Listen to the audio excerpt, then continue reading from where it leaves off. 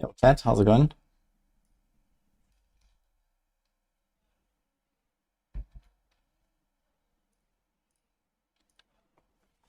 Welcome, everyone. Hi, Only Gains. First. Hi, Dr. Simmer. Yo. Thank you so much, Only Gains, for the tier 3 sub. 1.5 years. That's big. Lasse Mista, thank you as well. Hello. Hello, everyone. How's everyone doing, guys? We are cooking again. So let's see where we're at. I think yesterday we did some rogue stuff, and I started working on Roa. So maybe we're gonna finish that. I think Roa is gonna be relatively good. Then we can do Barb, we can do Spiritborn. I have some stuff to put there. Okay. Yo, another sub. Thanks for the prime, Simo, Josh. Re.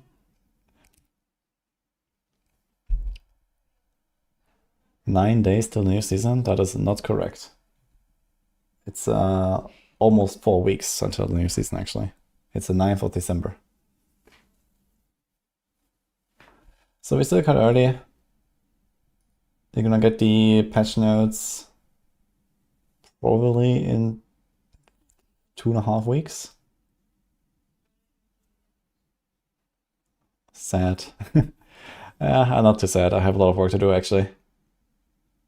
Season 10 is dead. Yeah, it's very dead at this point.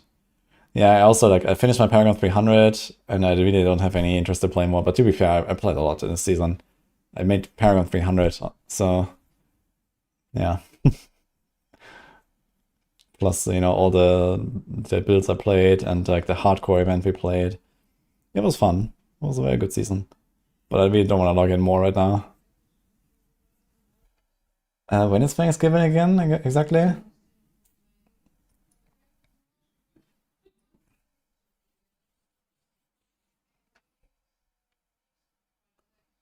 So we have more time, yeah. Okay, so I was looking at Reign of Arrows yesterday, and we kind of somewhat made the tree.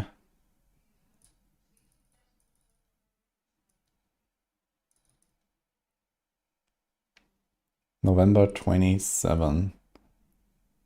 That is in less than 2 weeks. Yeah, I don't think so. So I think the patch notes and the campfire should be on the 2nd or the 4th of December.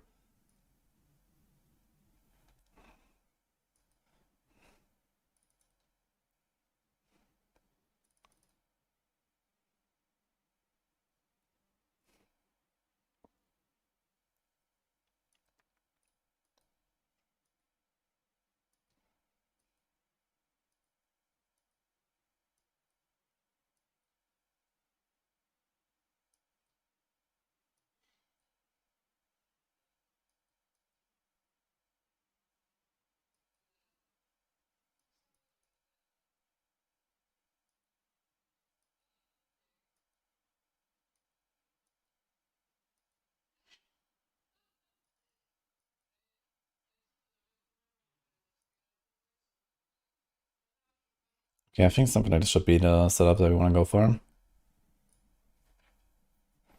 Hey, Bassett. Last year I made it early before Thanksgiving, if I remember correctly.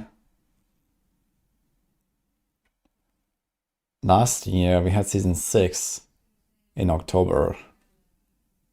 And then season 7 was January, late January or something, I think. So maybe this was PTR or something, did you remember? But usually patch notes is 5 or 7 days before the season, so it should be in December.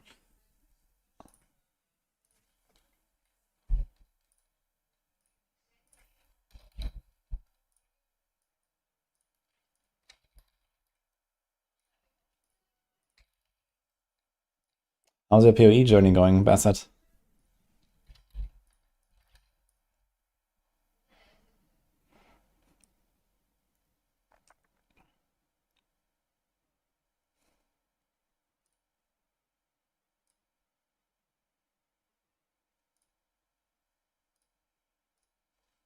Hi, Vienna boy as well.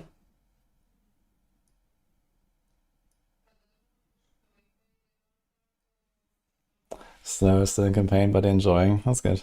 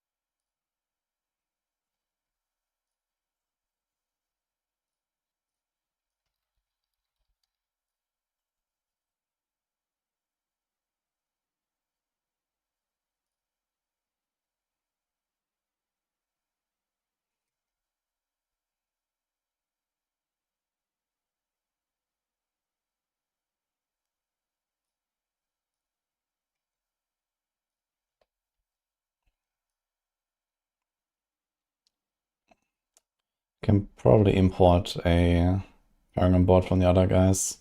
So you want this.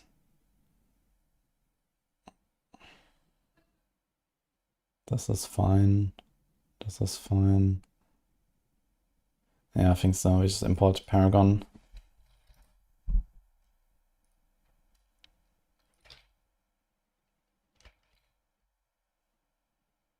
Let's take this, I guess.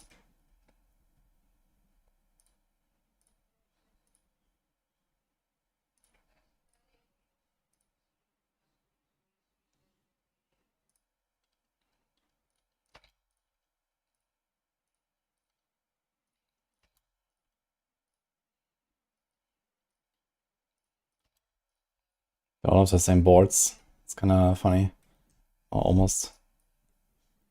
Devious, versatility, canny, control, fluidity. Anything else you can put here? I guess there's maybe combat. Wait, does Vein of Error still have this like rank 5 effect?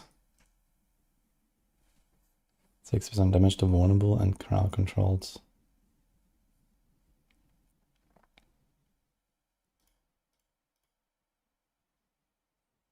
Ah, increased damage to distant bonus. Okay, so I probably have to dance Macabre board then. Which we currently do not have. So we do this.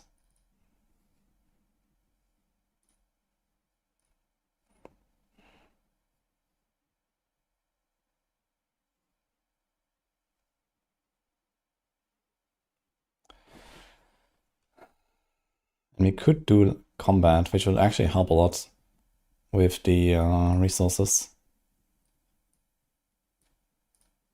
So this should be combat.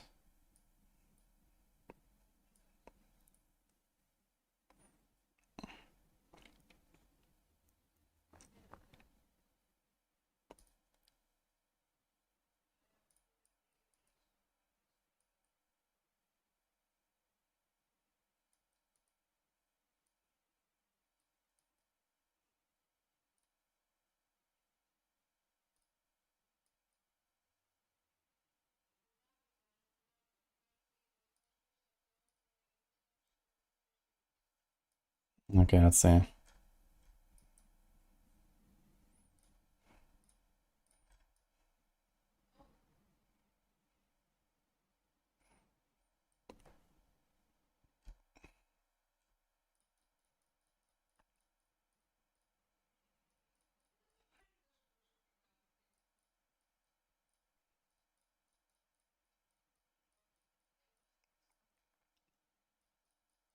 And I think that is enough, right?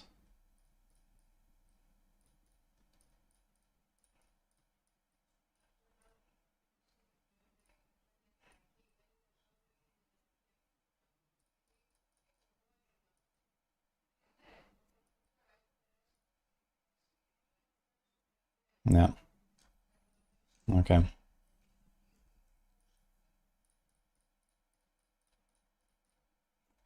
1 point left.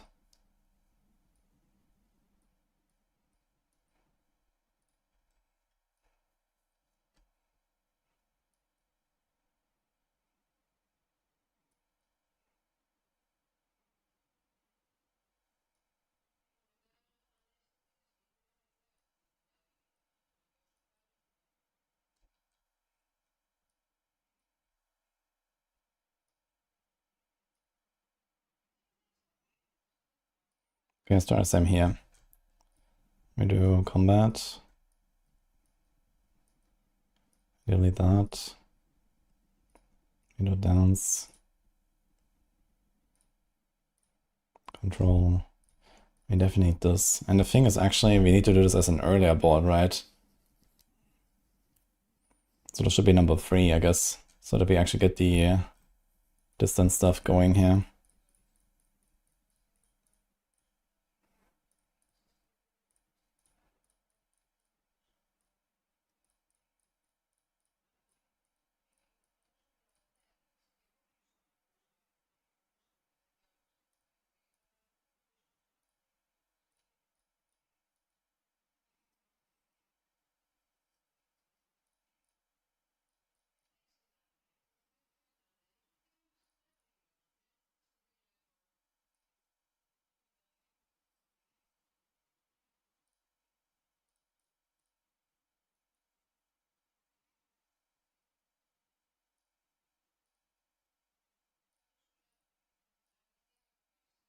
Mm-hmm.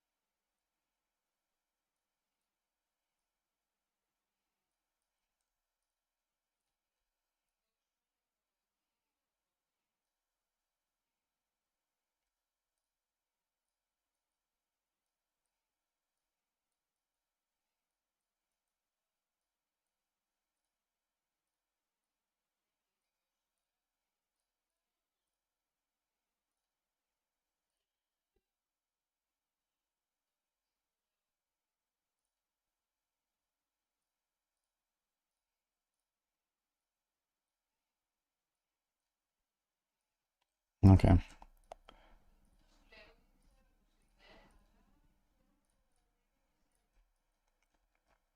So we need this. Don't we get around it?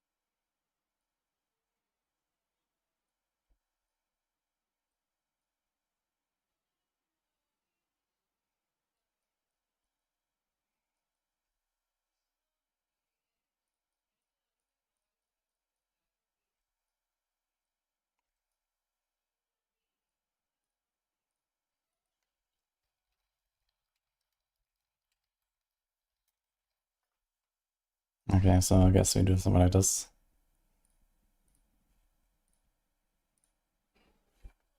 Hi, Celebrite. Hi, Cookers Only. Have I ever played a game called Minecraft? I have, actually. But not very much, like an hour or so. Diabloing. Hi, Wonkas. Well, not much Diabloing, it's more like, okay. We are, we're cooking, right?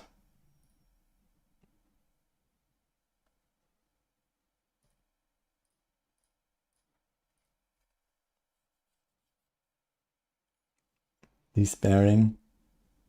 Nah, I'm fine.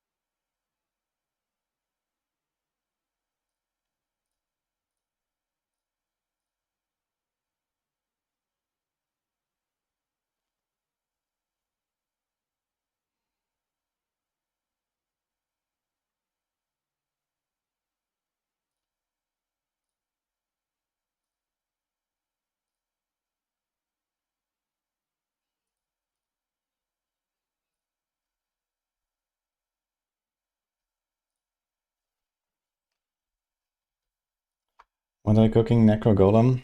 I'll make Necro Golem as well. Maybe not today, but I definitely have that on the menu. I played it a bit on the PTR. It was kind of nice.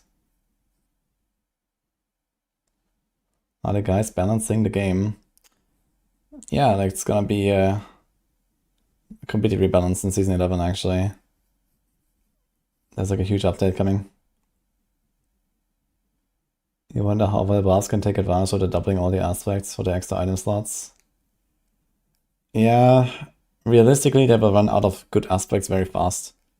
Like, once you actually start putting like double the amount of aspects or triple the amount of aspects into every build, when you sanctify everything, you very quickly get into a situation where you just don't have any aspects.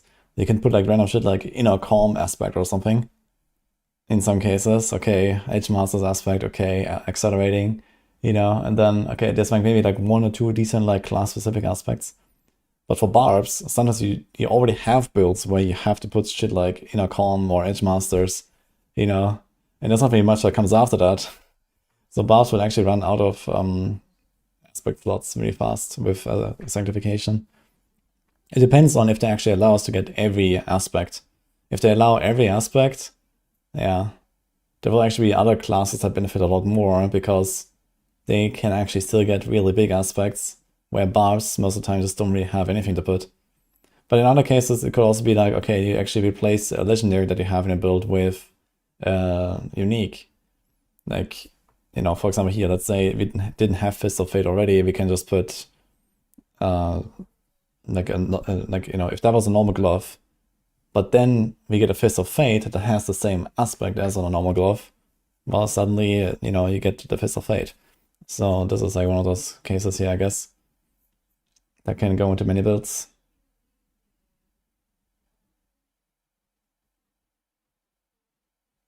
How do new resistances work? Is there a cap? There's no cap, it just keeps going. Number go up, basically.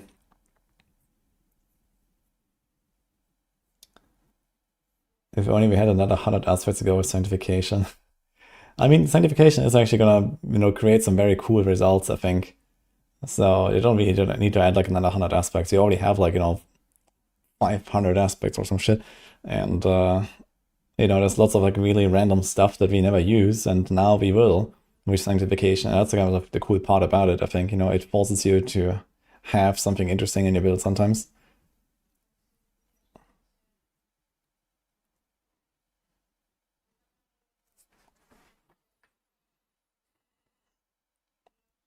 You're playing Minecraft right now, modded though.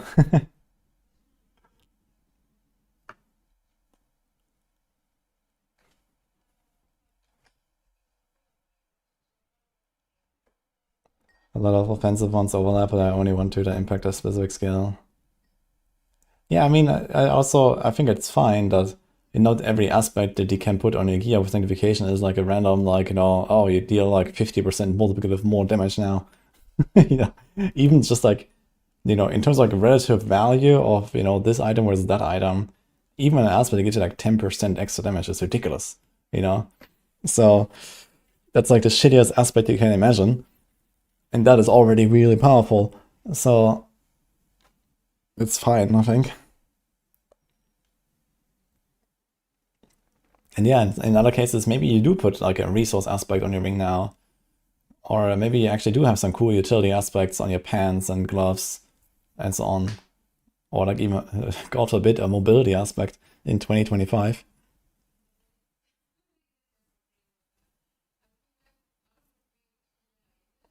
But yeah, some classes will obviously go crazy. Like, you know, all the Kapaleka builds, they're already really strong. And suddenly you get like a two-handed aspect, like you put like a redirected force on a Kapaleka, suddenly you do like triple damage or some shit.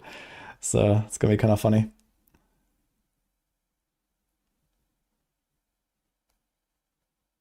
Blizzard just straight up put League Mechanics into D4.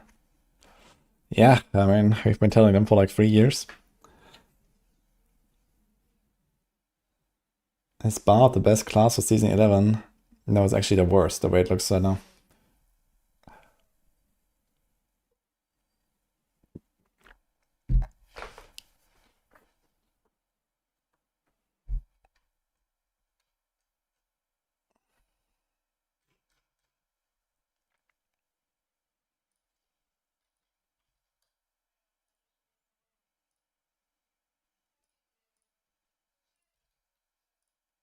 Okay, let's do the stats here.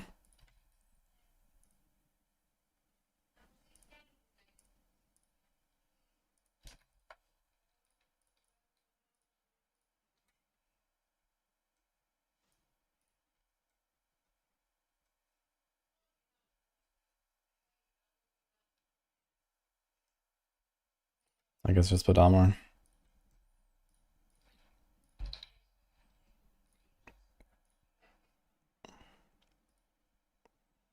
How's my life? 6,000. Oof.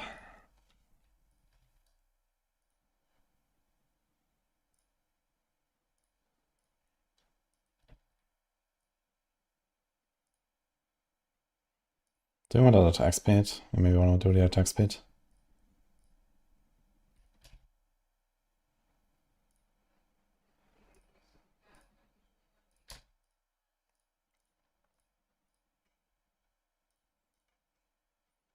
Do we want cooldown on this thing?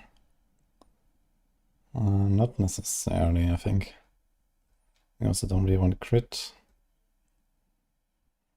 We don't want that. We don't want this. So I just put a crit damage. Cannot, I guess I put a res.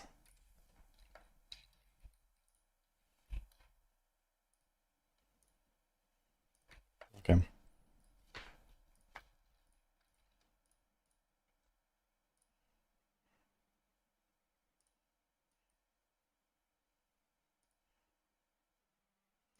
We almost cooldown capped here, so that's fine.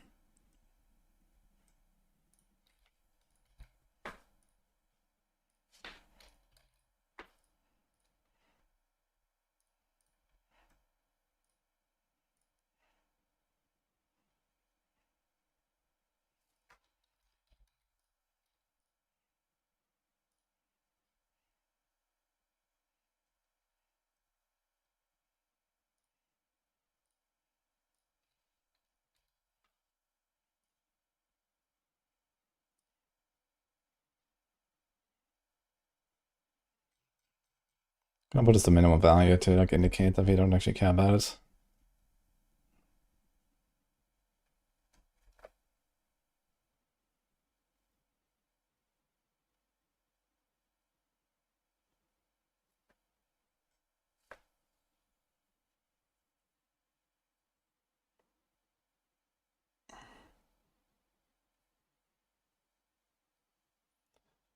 It doesn't have to add flat damage, I can just add something that redefines the build in some way, so it's not this so same.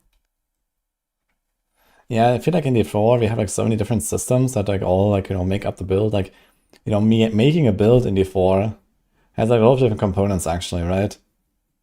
But yeah, most of the time you just kind of have like a very clear path towards like the final setup. And most of them actually look very similar for most builds on a class. Or even across classes, you have like a lot of overlap. That's kind of like the main issue, I suppose. Perma teleport will occur with revoke of Oculus. Nah, forget about Oculus. Oculus is a pretty crappy item. I mean, yeah, you can do perma teleport with it, but you need to be pretty fucking powerful in order to use it. So it's gonna be like a T4 only item mostly. But it can go pretty fast with just like Orsi Vane equipped. Like Sorg, even with Orsi Vane, was the fastest class on a PTR. So you don't need Oculus for anything. Like Oculus itself doesn't give you perma teleport anyway. You still have to combine it with like Raiment and stuff.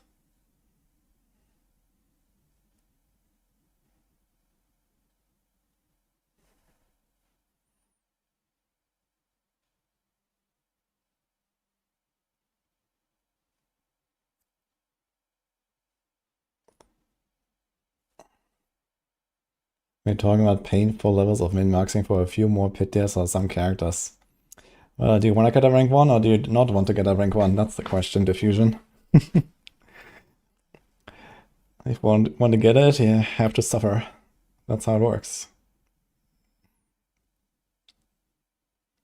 But I mean, that sort of min-maxing is pretty similar to other games though, right? Like if you're looking at PoE, and you know, like your build is online, when you're like level 80 or something, most of the time, outside of like some very like late game stuff with like, you know, timeless jewels and like crazy uniques or so. But like the standard builds, you know, you play them from pretty soon after the campaign, and then you just make them better and better and better, right? And maybe like some small stuff kind of, you know, fits in here and there. And it's gonna be similar with Sanctification, right? You play the build from like, you know, Torment 2 onwards or something, you have kind of like the final setup most of the time. And then you make it better and better, and then eventually you sanctify, and then the sanctification, maybe you hit like some cool utility aspect, and suddenly you can like swap out one of your skills, and then hit like another thing, and this has this little perk. And I think it's gonna feel really cool actually when you start sanctifying. I wouldn't call min maxing in PoE painful in most cases. Yeah, I wouldn't either.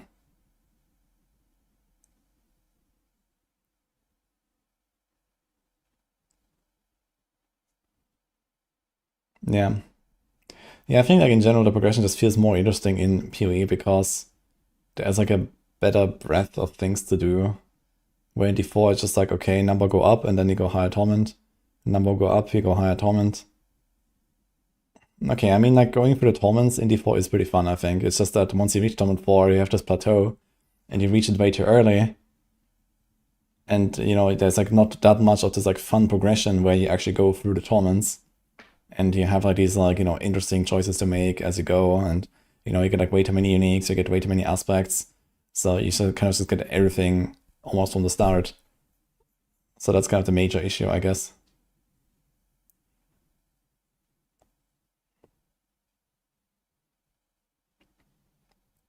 And also like nothing unlocks, right? Like once in Torment 4, everything is unlocked. I'm actually gonna make a video talking about this, like, you know, they start talking about like adding more torments and stuff like that. But you know, what needs to come with that is also that certain stuff is just not unlocked in Torment 1, right? You know, Torment 1, you get like, I don't know, you get a pit and you get, you know, uniques and, you know, whatever. And then, I don't know, maybe Torment 4, you know, you unlock mythics. And then, like, you know, maybe the intermediate lair bosses, Duriel, Andariel, and so on. And then, I don't know, Torment 6, you unlock Belial. And then, like, Torment 8, you unlock, like, Millennium Deletes that drop legendary gems.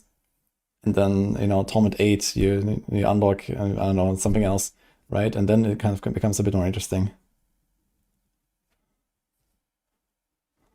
Or also, like, you know, certain bosses just, like, dropping certain items later as well, right? Like why can you get Rod of Kapeleke in Torment 1? You know? Make Rod of Kapeleke like a Torment 6 plus item, for example, right? So that would make it more interesting as well.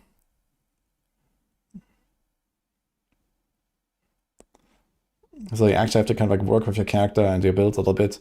And you know, you go through some progression stages instead of, okay, I'm 60, I have 500 obols, I gamble quarterstaff, boom, Kapeleke. Okay, that's it. Nice. You know?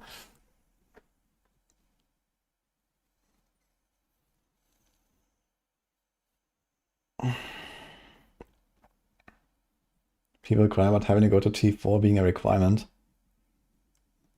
Yeah, but I mean, if like the game is just like balanced for that to be just one of the progression steps on the way to Torment 6 or to Torment 8 or to Torment 10 or whatever, I mean, that's fine. You know, there's just arbitrary numbers. You can just tune it to whatever you want. And that's just like part of the progression, right? You have like progression step 1, progression step 2, 3, 4, 5. And then you have like, you know, 10 different progression steps where your build changes in some noticeable way. And maybe for other builds, it's only 5 times. And, you know, because you wait for the big drops or something. And that's okay as well.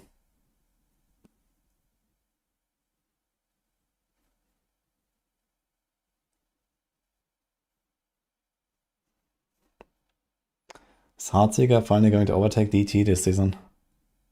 Yeah, I'm not sure if DT will even exist. Does Ava. I think season 11 Infernal Horde is a good activity for Paragon leveling. I don't know. I mean, they nerfed Pit and buffed everything. So this is something I've been telling them to do for like a year. And apparently it happened. But I'm not sure how good it is, so we'll see.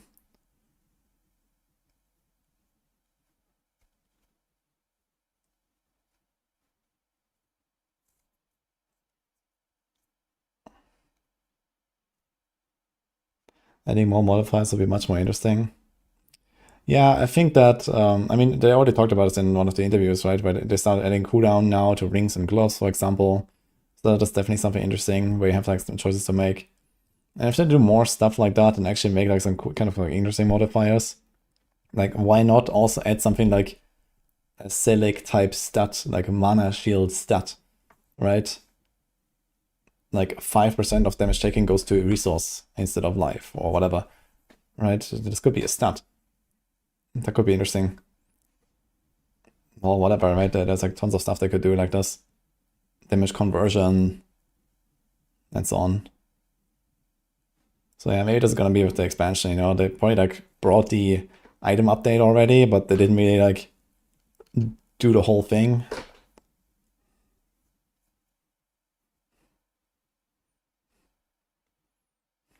And I think they also have to bring back like item power progression and like higher stats that can roll on higher item power gear with that, right? If they make torments and there's like, you know, a width of like torment 1 to torment 10, then I don't know, let's say, you know, torment 1 starts at 700 item power. And I don't know, maybe call it ancestral, it's fine, right? They can have like the same rules, but you know, it's like 700, and then maybe every torment is like, you know, plus 10 maximum item power. But not minimum, maximum. You know, so that is a bit of like a width in like, you know, the item power, and it's gonna be a bit more interesting there. And the stats maybe go up a little bit when you get a lucky roll or something.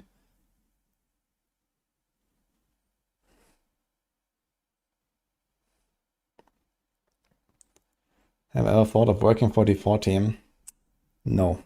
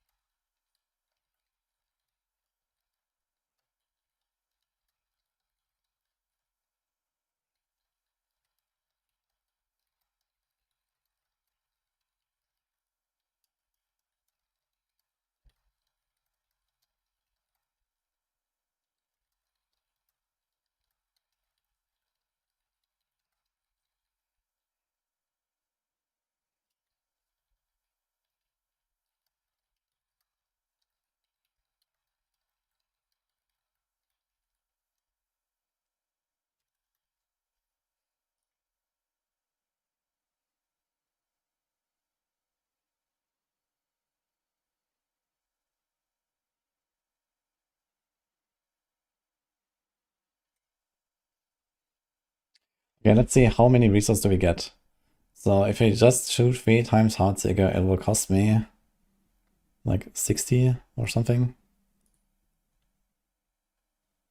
Do I actually need a resource elixir? I guess I could do advantage. 98% attack speed.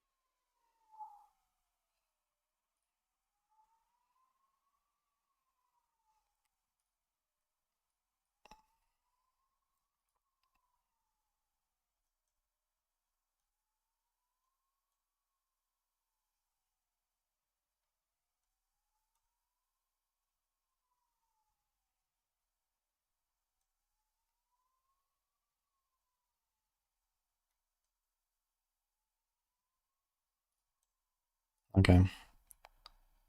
So the cost is 62.5. We get back, like how much crit should we have? We have 63 crit. So let's just assume we always crit with one of the two shots. We get 12% back. Let's say we get 10% back, so like 6 per shot. 3 times. So it's 18 we get back. And then we have... Actually, I'm not 100% sure if the refund scales of resource generated. Maybe. But let's assume no. Okay, this doesn't generate anything by itself. But then you have 50% chance to restore. So it's like 35% chance to restore 15. So one of the shots will trigger this on average, giving us 25.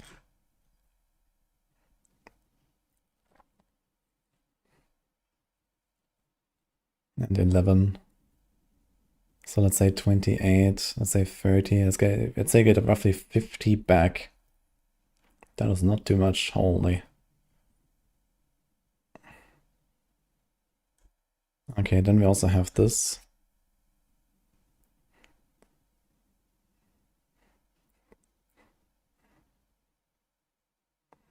$35.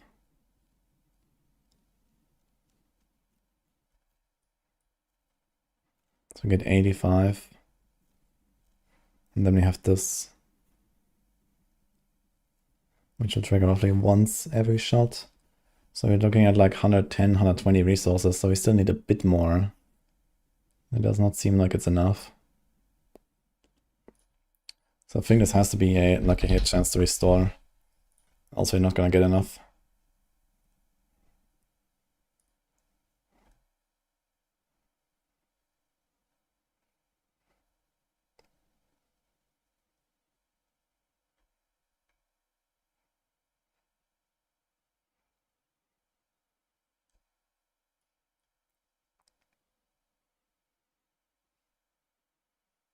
Alright, you also have this here, you get 60 energy from that. You gain 60, okay. Okay, that should be fine. That should make it consistent with this and this. I think the setup is fine. Then we have the dash. Okay, also crit. 63. We actually don't really care about crit anyway. It's just like what we get. Dark Shroud, trigger attacks. It just happens. Can't really do anything about it. We could take the healing, but we don't really care about it either. It's just 1 point. It gives us more of the recovery. Do we go impetus?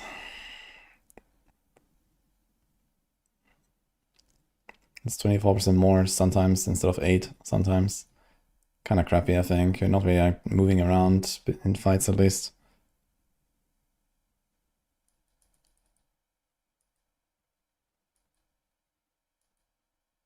Ah shit, we have actually got this here. I think we have to do something like that. There's even more crit, and then there's the 12%.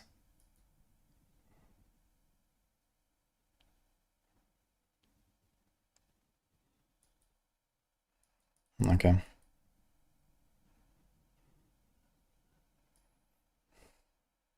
Do I care about this in any way? I do not think so.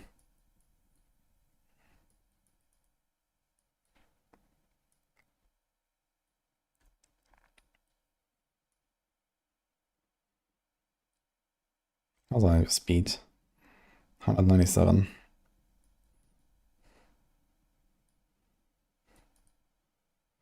Can I get one more for this?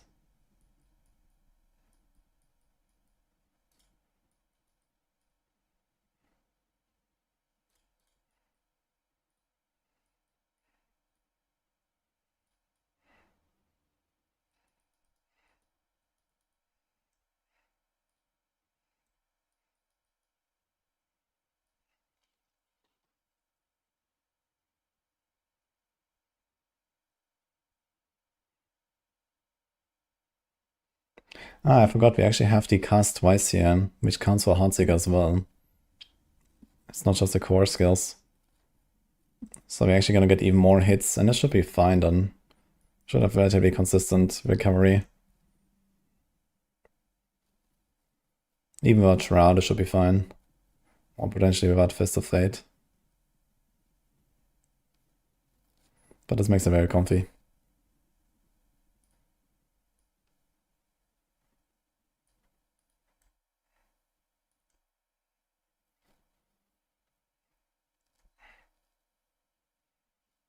Mm-hmm.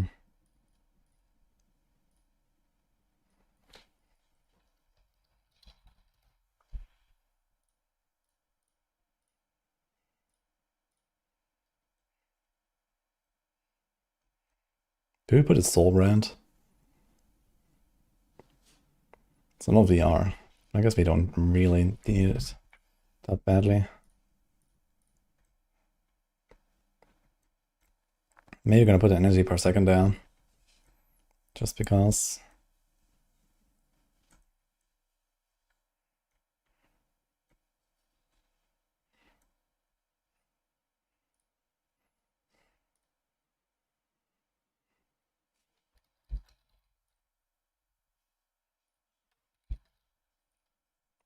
No, snappy. Thank you. Appreciate the Prime.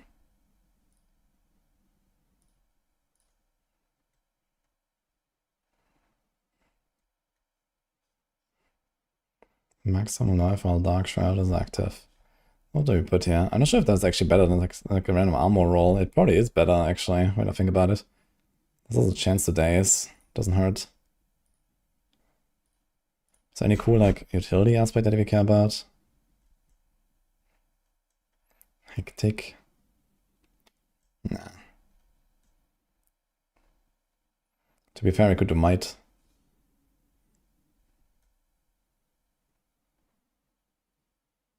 But this thing has movement speed.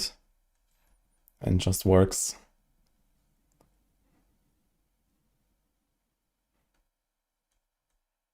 It's fine.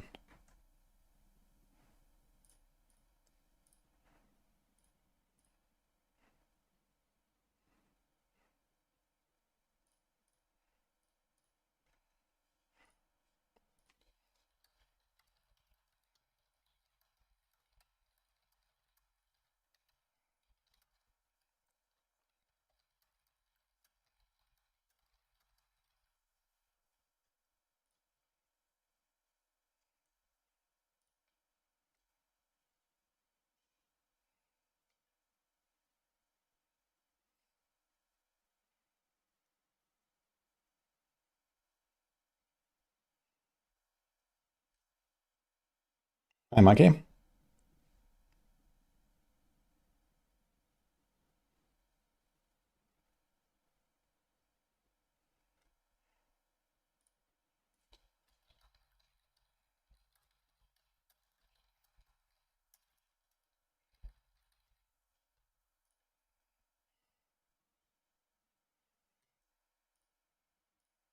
Okay, let's do like a sanctified version.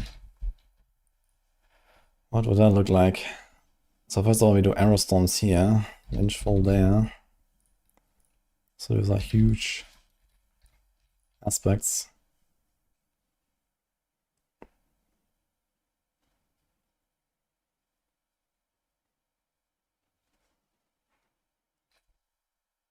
Say in Discord.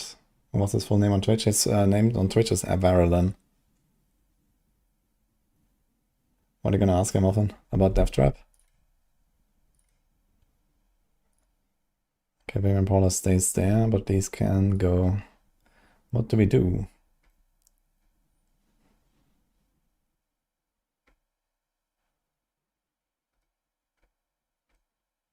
Can do Elemental Fate, potentially. Inner Calm, maybe.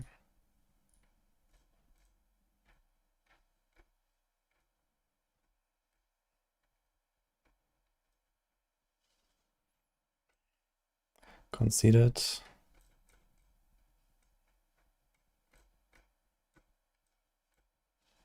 Do Rapid, maybe. Any resource aspects? No. Smiting would be something for like a lot of crowd control duration for faster staggers. It's not the worst idea, I think. Rapid. Frostbitten.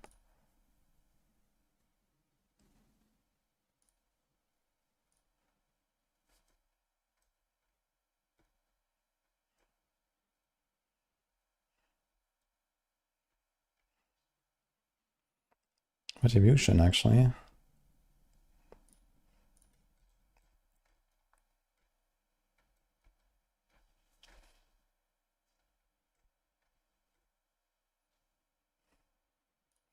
Cold clip. It's a lot of aspects here.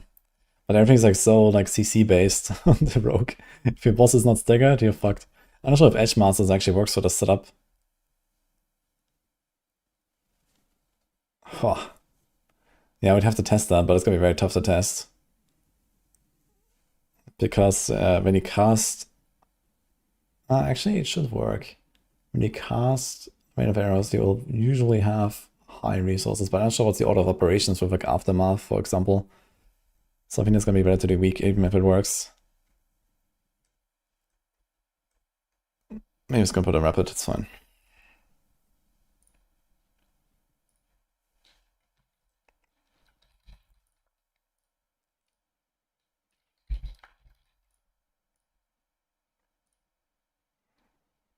I guess I can put like any of the damage buffs, right? Like cold damage, shadow damage, it doesn't matter.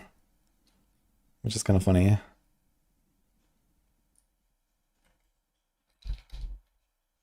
What all skills, actually? Oh, we don't have it in the planner. Let's just put this on.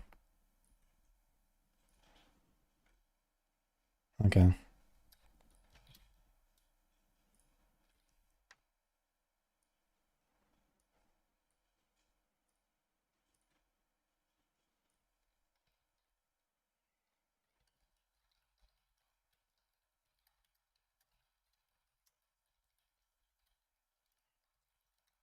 I might play Rain of Arrows, we'll see.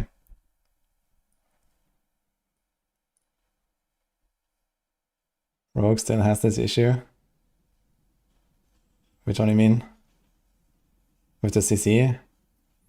I mean, it gets a bit worse this season with the Sanctification. If they allow us to get like every offensive aspect, there's a lot of stuff on Rogue that has all these like CC modifiers. Like here I put like a Frostbitten aspect, a Retribution aspect. It's like, you know, damage to stun, damage to frozen. Many builds don't really run those anymore. But they're still there. And if you have like 12 offensive aspects suddenly, yeah, you use some of them, so... It depends a bit on the boss. But yeah, it's generally still a problem, I think, on Rogue. Not on the boss, it depends a bit on the build. Like, some builds can do boss damage. Like, for example, Cold Clip. Do we have that somewhere?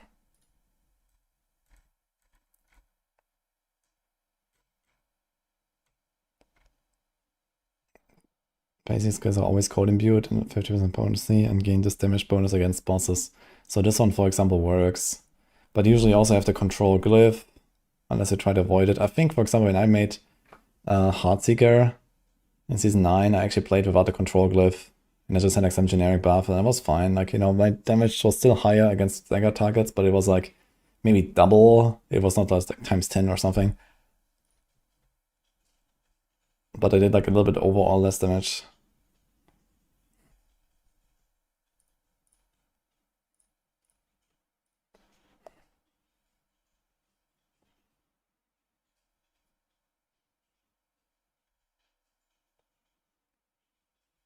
Okay, how about some lunch?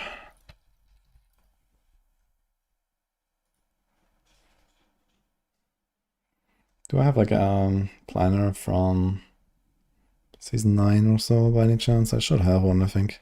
Here's a Season 9 Lunging Strike. So that is probably not really very different at this point.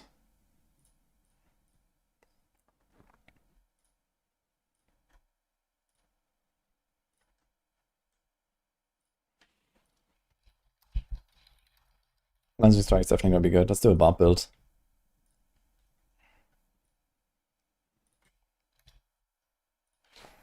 Let's do like 20 everywhere. I'm not sure if we're gonna do Rage of Harrogate at this point. But we might. Did I play Lunging Strike on the PTR? I think I did. I'll have to check. Also, I think I was playing this with Dual Wield, and Dual Wield is just like dead these days. Because of the Ramadatni change. It's all 200 mace now.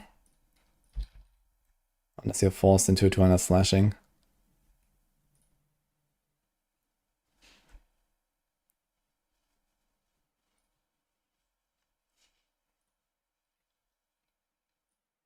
Let me see a little bit.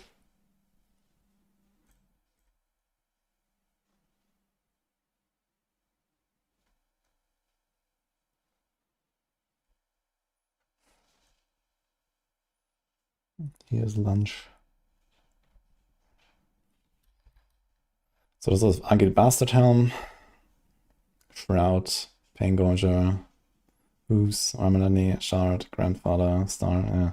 And I use Battle Trance actually. I think I actually did like this temple for Frenzy Duration, I remember now. And this was very nice.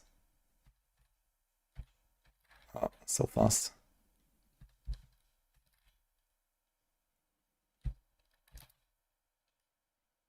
There's a Frenzy Duration. 63%. Yeah, and I have Hectic on this. Yep. There's like Moonrise. And then this is adaptability, I guess. Dude, this is a barb. It has 2 offensive aspects. Look at that. Holy man. What a build.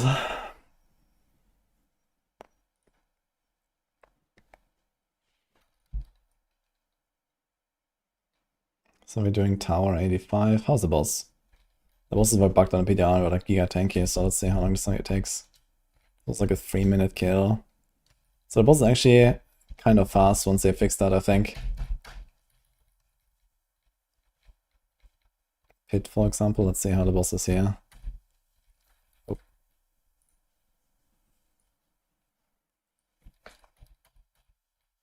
Yeah, look at the difference. So this boss starts at 6:33. It was like less than 40 seconds. Okay.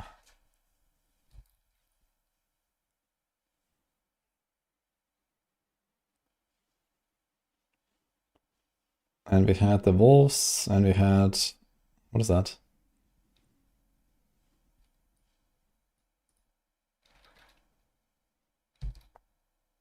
Moni Sec. And then Circe. I had Seer-Jar, which was probably a mistake. Yeah, I forgot the wolves. Okay. Yeah, I think this Jar is just not really happening, but that's okay. And we had Ground Stomp.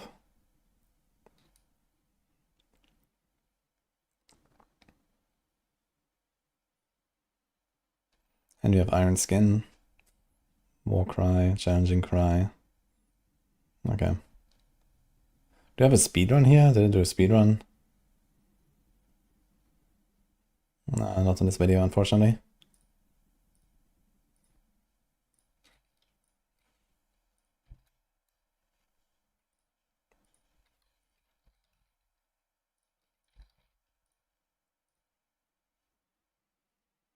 Hi Violet, how are you doing? Thank you.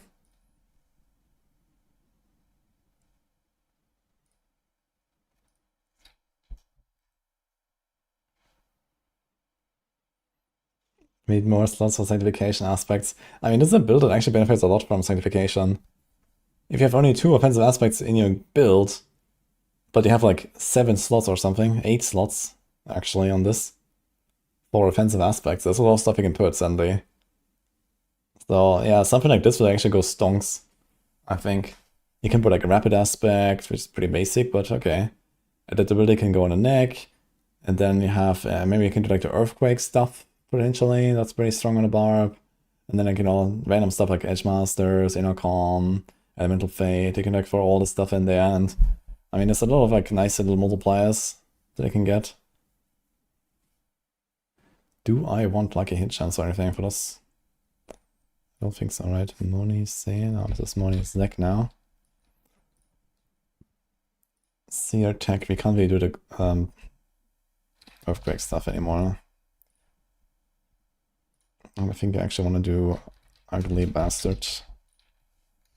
They fixed it these days, finally. So let's do this. Let's do this. BT stonks gone up. Yeah, Battle Trance stonks are actually way up. Battle Trance is actually good.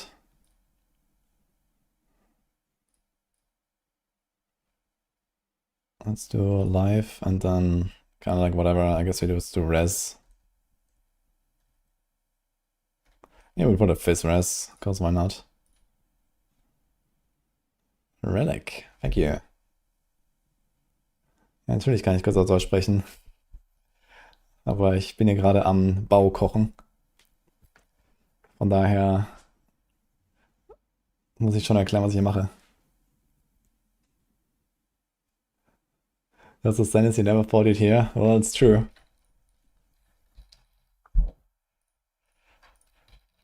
Okay, Frenzy Duration. Let's put this actually as a GA. 63%, this makes it consistent enough. Lunging Strike, double damage. How about some attack speed? We delete this. Yeah, another reason why Battle Frenzy stonks are up is because normal amulets actually kind of lost value. Like, you don't have the easy access to, like, 20-something% main stat anymore. This is gone. And you can still roll a normal main stat roll, but it's not that crazy. But it just has good stats, yeah. And has the frenzy. You do this, you do this. It's pretty good.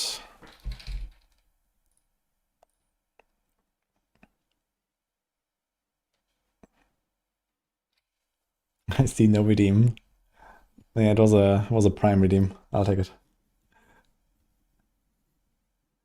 Is D4 fixed in Season 12? I don't know anything about Season 12.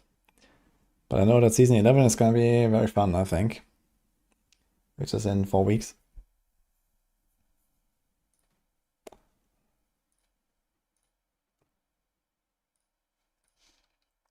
Okay, do we go crit chance? I mean, oh my god, we need a lot of crit chance. What the fuck? Okay, how do we do this? We don't need the one thing, I guess. Might just put strength. Okay.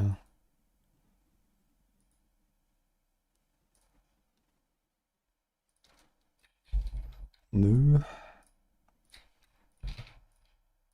Yeah, the thing is, if you have a non-sanctified setup like this, then I had the Earthquake aspect, which is the same 120% multiplier that we have on Moonrise. And then we have adaptability here, which previously was on the neck when we had a normal neck. So this is fine, actually. Okay, let's do crit here. 65%. I need to check if like this stuff is actually active. Fortitude.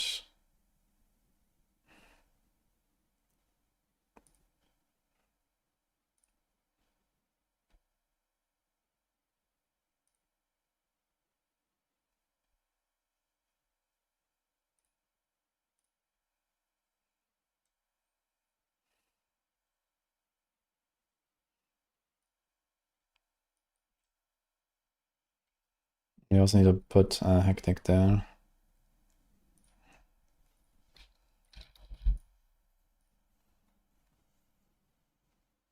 Are you ready for Dash Rock? Ah, shit. Hi, Eva, by the way. I'm not sure if I'm ready for that. But I'm always interested to see it. 150 additive, is that enough?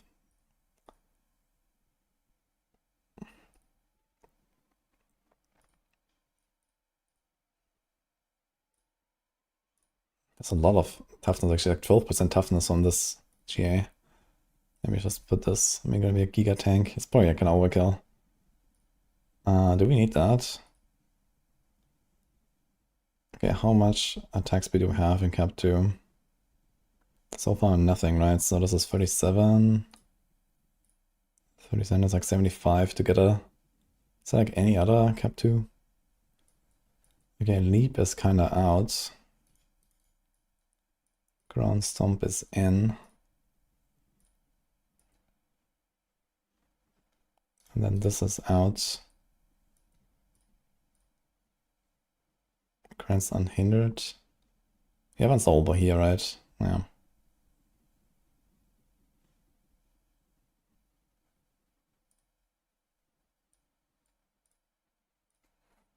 So you're gonna be Giga Tank. You do 200 axe expertise, there's 10 crit actually. But you're still missing 25 crit chance, man. What the hell? I'm not sure how to get that. We need to put points in Frenzy. I don't think we overpower enough.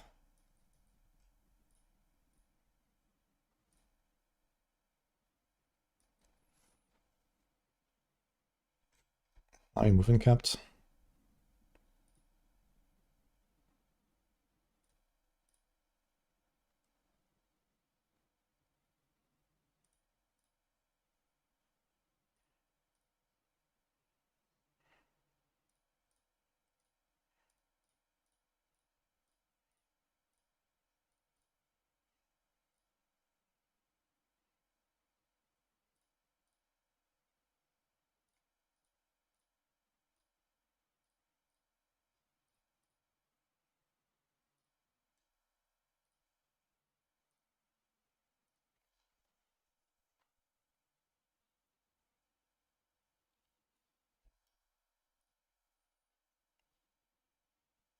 Nini's build left an impression on me. I wouldn't play it, I think. Yeah. Dark Pact with fucking Dissolution of the Flesh, man. Holy fuck. I don't know about that. But she's blasting now, so I helped her fix the setup a little bit yesterday. It's like alright. Look at that.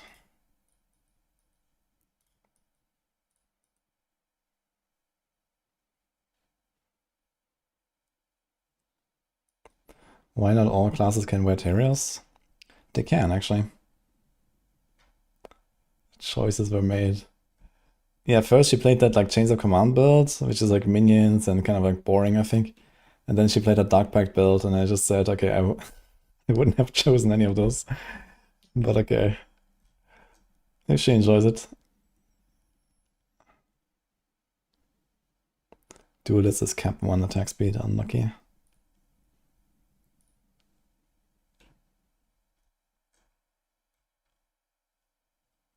And we already have too much of that, actually. Paragon, left ring, right ring. Okay, at the very minimum. Wait, what about Frenzy? I think Frenzy's cap 2. Holy. Okay. And that is how much? 6. That's a lot, actually. I think I want to get all the attack speed we can get. So let's do it.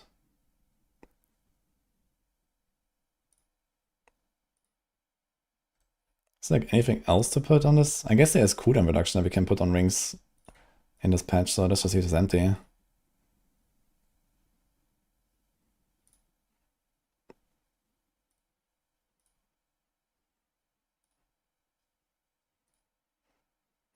Launch 100%.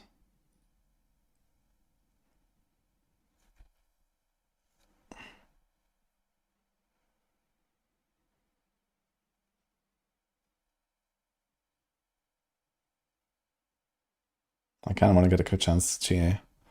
It's like all the crit chance you can get. I want to get a Gar rune in here. I just don't have enough crit, man. But okay. 85%. Maybe that's something on Paragons I can do. I think Ugly Bastard Him was fixed, right? So this is...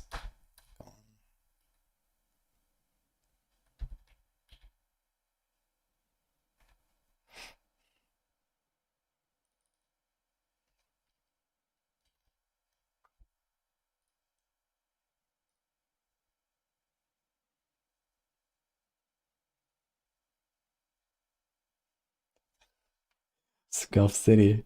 Yeah. Yeah, the thing is, like, I mean, running around with a 20k life is pretty strong, huh?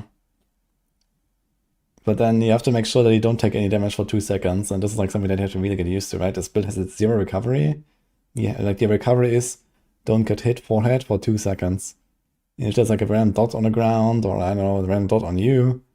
Or just like, you know, monsters spawning constantly from all directions, and you can never get a break. You have to get in that habit of just like, okay, you have to either like clear everything around you, or just like dodge around for 2 seconds.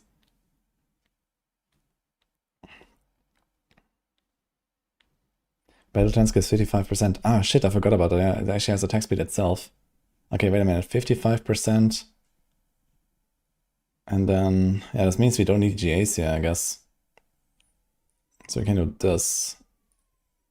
This is 50. We don't actually need this either. How's the movement? 201. Swiftness, berserking. We can take out swiftness, I suppose, and just do this. Or you can do like 1 rank in belligerence. It's very little. The fury per second might be kind of nice, just to like get this stuff going better. And then we take out the points here. Don't think we need those.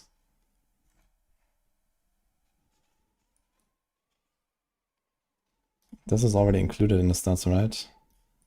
Yeah. And now we need to go two-handed, actually. I forgot about that, so... Okay, we do this. We take this out. We are not even using one-handeds anyway.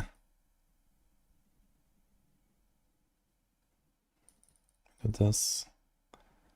This doesn't work. This doesn't matter.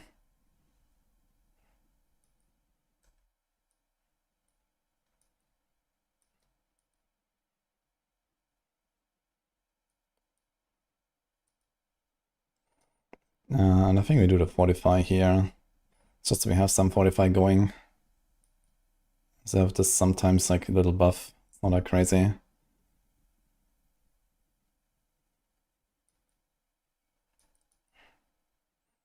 I think that's the build actually. Save. How much fury is this? 300 flat.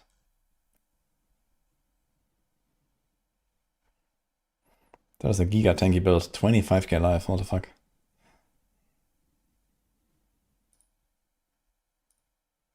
Wrath cooldown 28.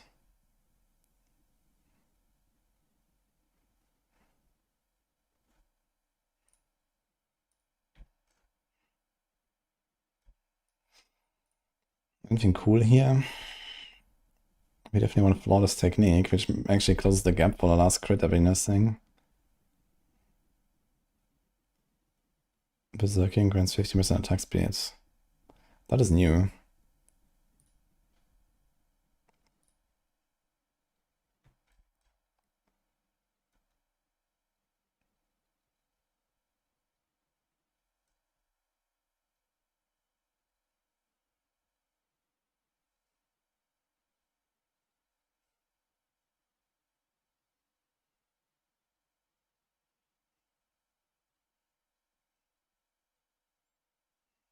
Is it not listed?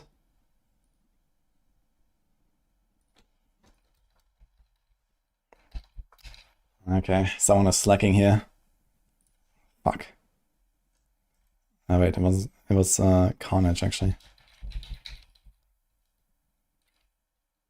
Attack speed while berserking, example Carnage. Is there any other example of this? Okay, so it's cap 1 apparently. Yeah, we can definitely get rid of this one though. This is trash. Goodbye. That is also pretty bad, but we have the Exile. Wait a minute, was there maximum resource on this thing? Okay, there's actually nothing here. Warbringer has the resources and the fortify. Now we have to check how much resource this actually has. We only have added the ability scale off, right? So 16, 20, 4, 8, 32, 6, 52, 56 resources, that's a lot.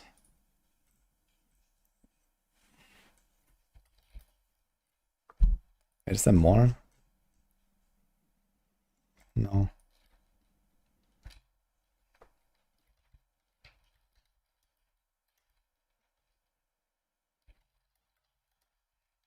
We have to double scaling resources as well, right?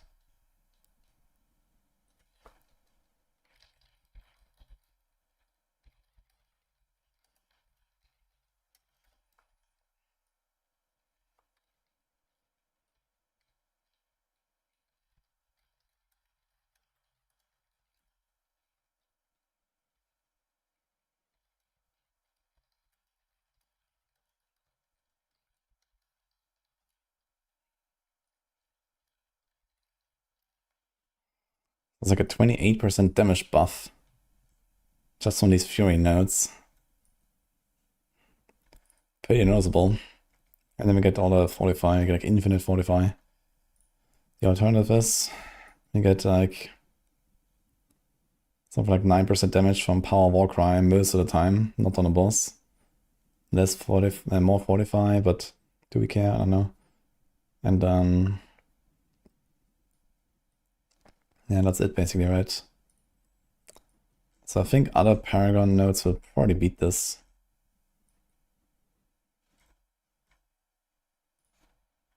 It's kind of weird.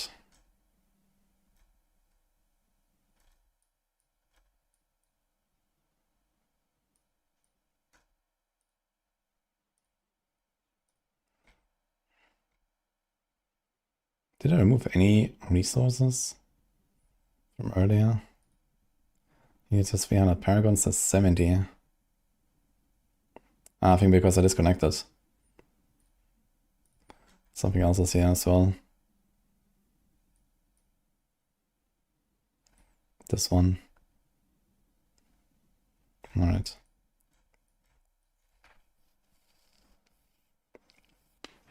Yeah, Warbringer might just not be enough.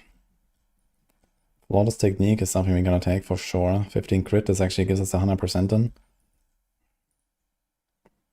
Nope. Nope. Nope. Maybe, and no. So it's basically Carnage with attack speed we don't care about. I mean, there's a chance they're gonna buff some of these Paragon nodes, right? Like, Barb needs some buffs. I could imagine they're actually gonna slap a damage multiplier on Warbringer, because Warbringer just has like no damage multi at all. Which is very unusual in 2025. So they might put something there. In that case, this would be like an auto-include, so maybe I should keep this. Because it also gives us a lot of like healing. And nothing here is like very exciting. But we do put Flawless Technique.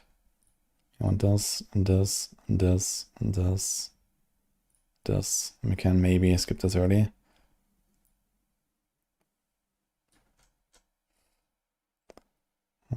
Two, 4, 6. 2, 4, 5. 2, 4. That is kind of neat. I'm not sure if I really want to start with Warbringer board there, even though this is a kind of nice pathing. So I think I want to do something else. Something a bit more important. Also, what about this actually? Yeah, wait, this can go. Grants 12 Fury, 30% damage to injured and healthy. We don't swap weapons at all. So maybe this is just Gonski. Because it has like a few of these like extra Fury nodes, but it's not enough. So maybe we go for Carnage after all. And the attack speed could be good early on anyway, before we cap out. And go this and this. We want those anyway, so it's only 5 points to path out. We can path in here, there's also crit. We do this, we do this, we do this. This can be like later. We can path out here, I suppose, depending on what we put here. You might want to path out on the right. Dude, I have a fucking exploit glyph here, man. What the hell? But if you go two-handed, Consecutive attack with the same weapon. Wait, isn't it like something for one-handed? Or I think it used to be this flawless technique thing, right? But now it's for everything. Yeah, nothing says one-handed here. Okay.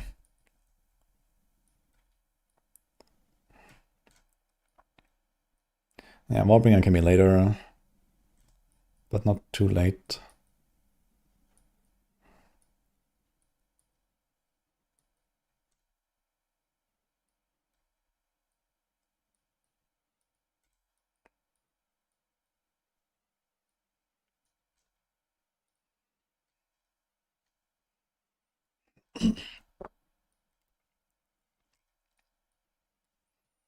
I think that was fine. Okay, first of all, can I remove this shit?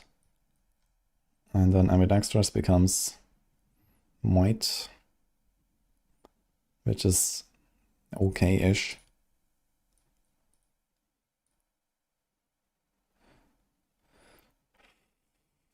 Every 6 seconds, your next attack will overpower. Interesting. But that's not very good enough. They buffed my glyph. Yeah, it seems relatively usable now, at least. So that's fine. This is damage while wielding a mace of strength and then overpower. But yeah, the secondary bonus will not really do anything at all. So I guess it's gonna be like an undaunted angle. He's gonna be like giga tanky and that's fine, I guess. Don't think we can really rely on the revenge glyph to do much for us. I guess I have to put challenger somewhere.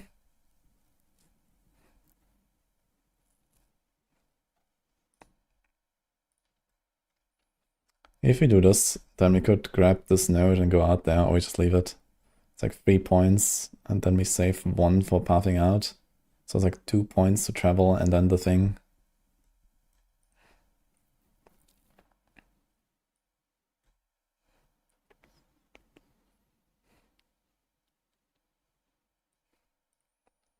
Okay, this thing has a lot of will.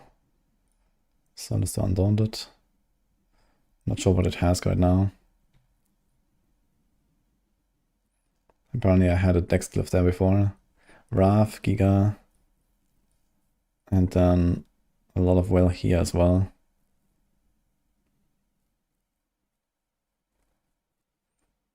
Yeah, we don't need all this Fury gen. Dude, if they like buff some of the glyphs and some of the Paragon nodes on the buff, they could actually lift up the entire class. Like everything is so undertuned on this class compared to others. It's crazy. I think they can very easily balance the barb to be like on the level of other classes. If they try a little bit here. Just in the Paragons, it's fine.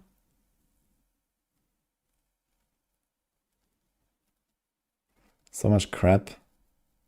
Like I never really know what the glyphs to put, man, because everything just kinda sucks.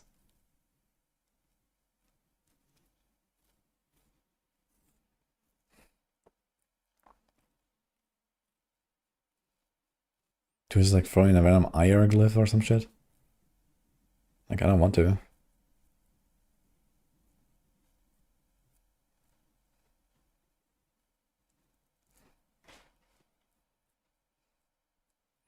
But I don't think that's an option. Put Ire here.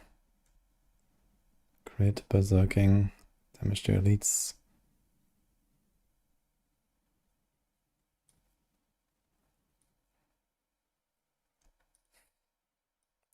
I think I want to put Ire on the starting board actually.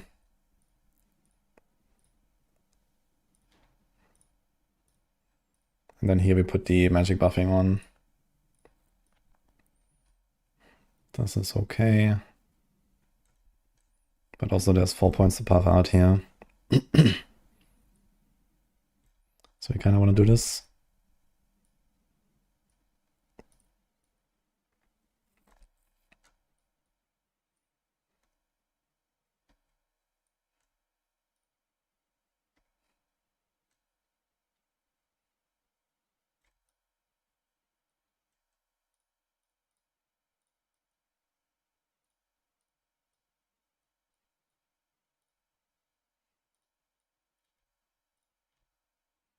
And Challenger goes here maybe.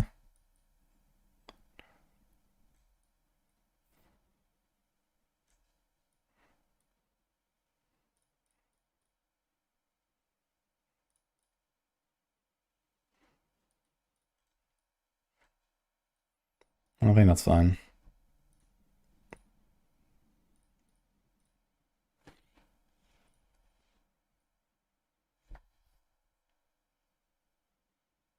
And the Hunter is kind of dead if it changes to Fortify. Yeah, not with Warbringer though. I mean, Warbringer is probably gonna get lowered to a different number again, right? 300, I don't think that's gonna happen. I mean, worst case, he's just swap out a Glyph. And I don't know, where you can put like some random other Glyph here. But I don't know, Seething, Territorial, maybe Territorial. It's not terrible. It's also good decks here on this board. Maybe just putting a Territorial and you're fine. You get a bit of DR. Maybe just gonna do it anyway. Then you don't have to worry about the shit. It's slightly more scaling. Okay. So we kind of want, then we also want to path in here actually. So maybe do this.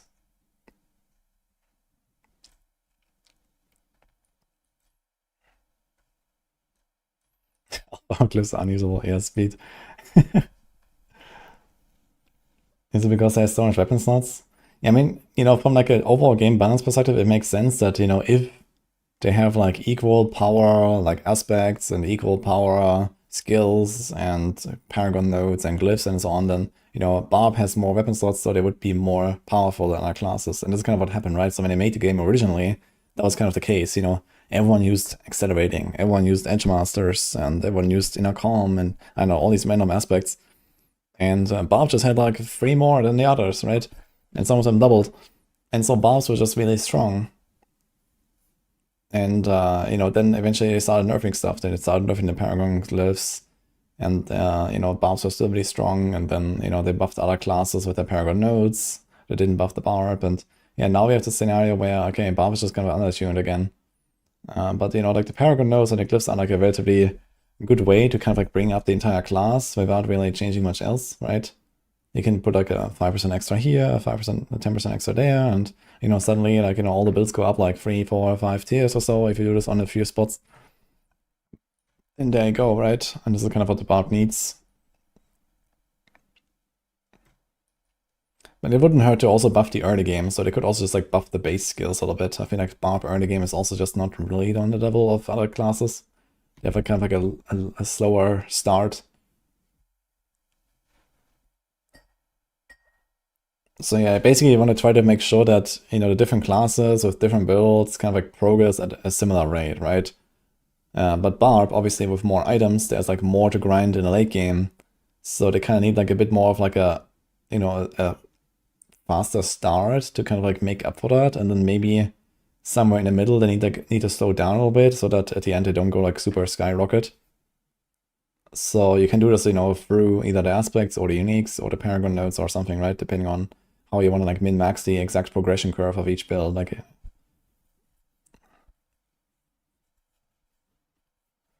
you never understood the appeal of Paragon bots? I think it's okay.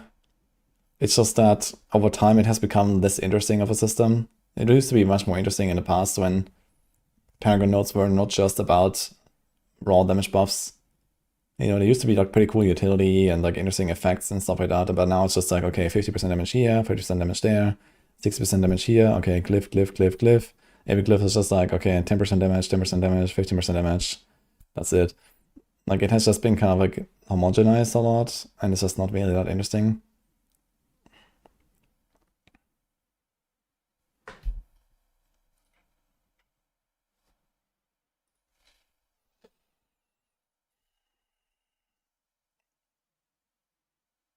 What are the top 3 meta builds for Season 11? Well, number 1 is definitely Crackle right now. And besides that, I don't know, something on Spiritborn, I guess, Evade, and then a good bunch of nothing, and maybe another Spiritborn build.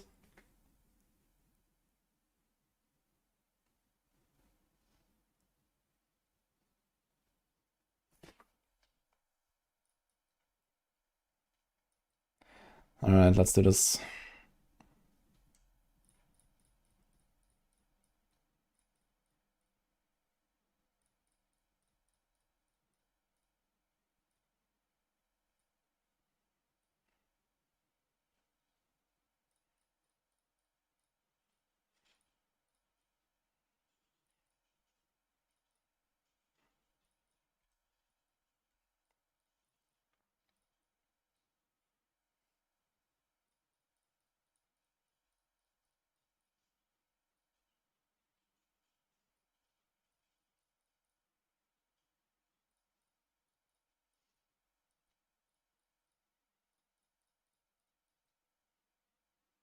Ugh.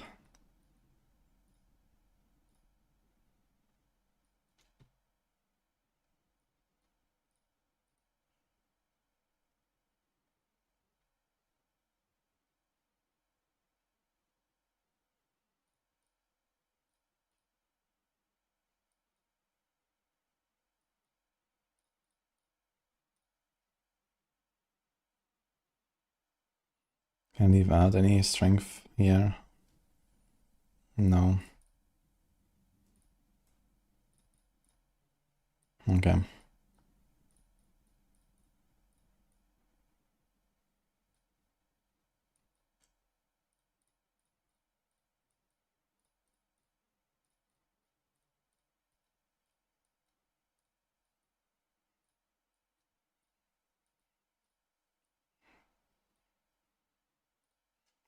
Do we apply bleed somehow? Good question. I guess Mariana bleeds, right? Okay. I guess that kind of works. Yeah, we have 99.3 attack speed. It says Carnage is capped too, and that's actually a bug, right? Okay. And crit is 73. This does not include the Paragons. Okay.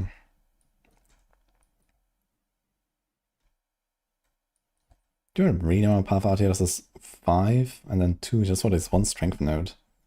I think not. I think we're just gonna go out somewhere here.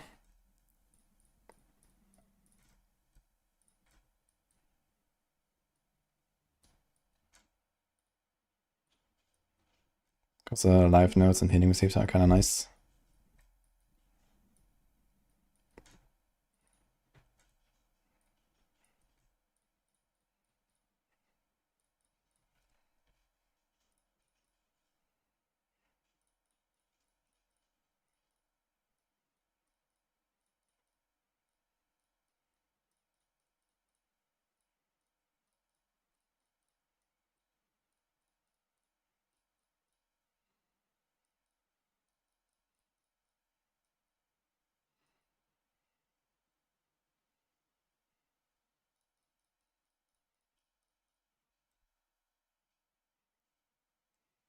Oh.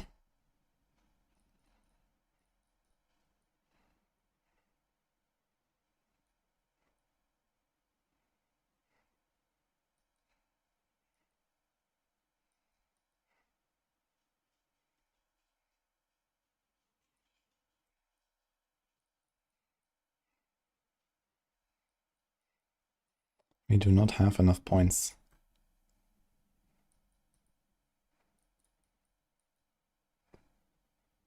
And we still want to get more here. What the fuck? I think what this class could really need is like a bunch more like magic and rare buffing glyphs. There's like so much random, okay, axe, mace, pole arm. Yeah, sure, but I don't really want to use most of these.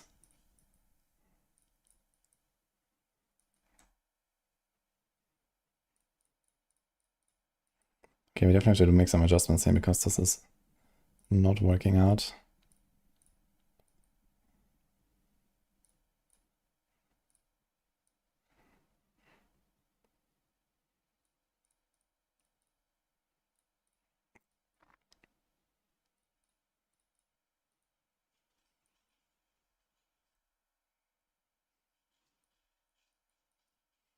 Okay, 11 points too much. I guess we remove like armor and just keep all the rest nodes where we can, and otherwise maybe remove like one cluster and that's probably it.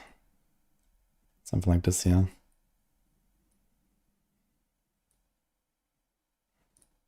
Suppose we don't really need these.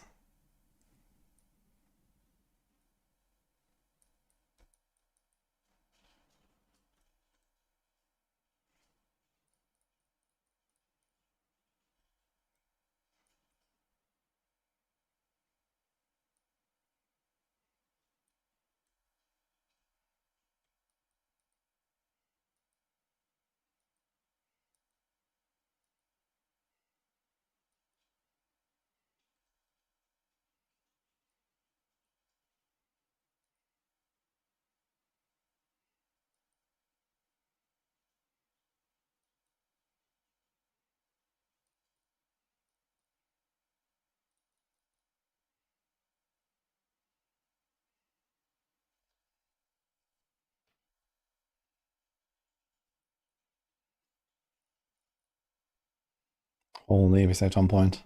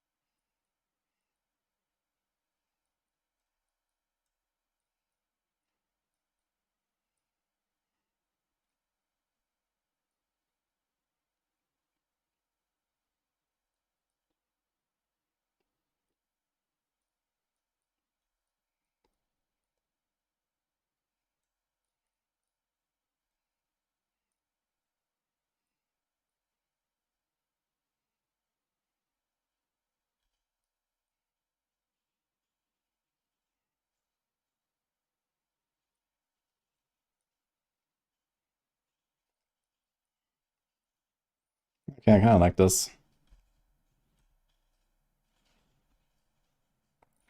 And this allows us to actually get like Giga Fortify all the time. I think so we can probably do this.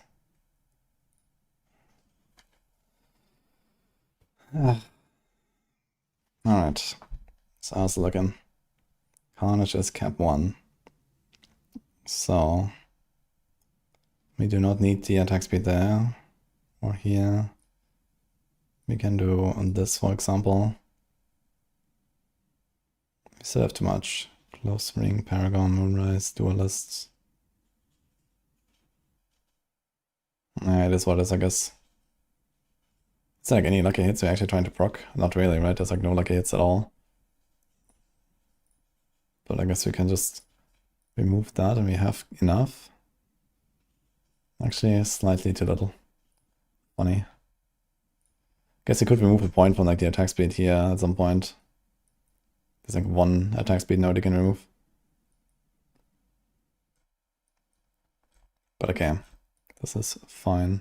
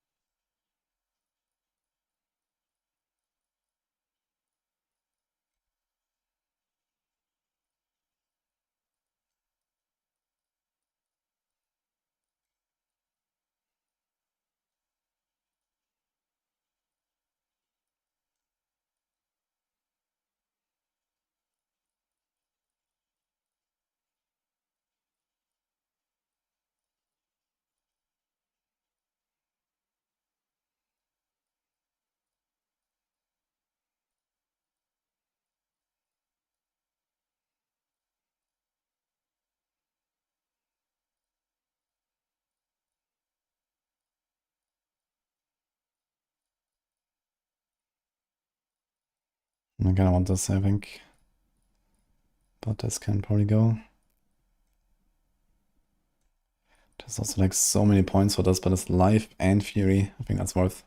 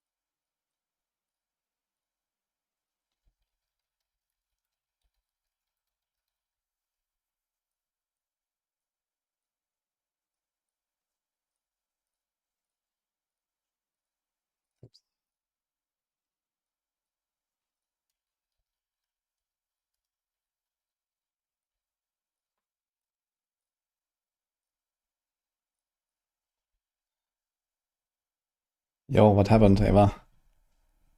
Cable broken or something?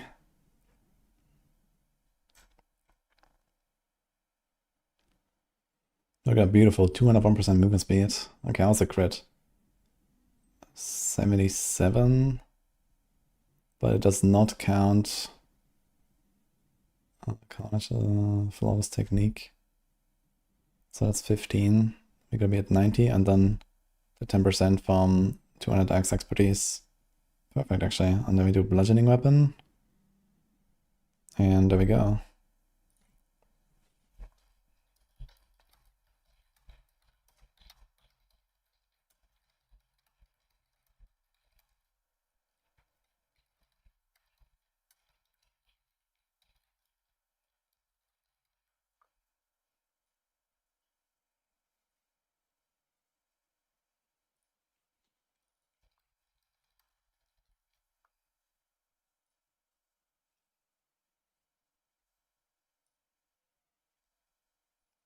USB overload. Okay, so the cam is actually not kaput. Interesting.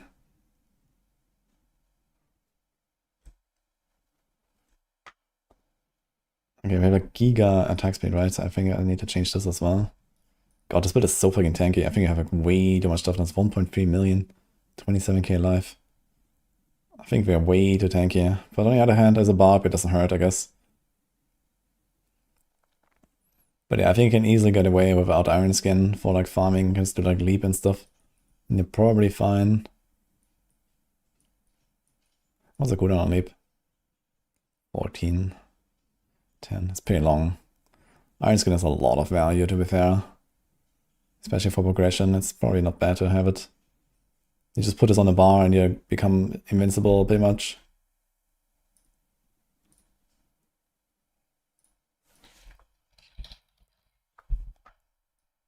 Now it becomes interesting. What do we put here?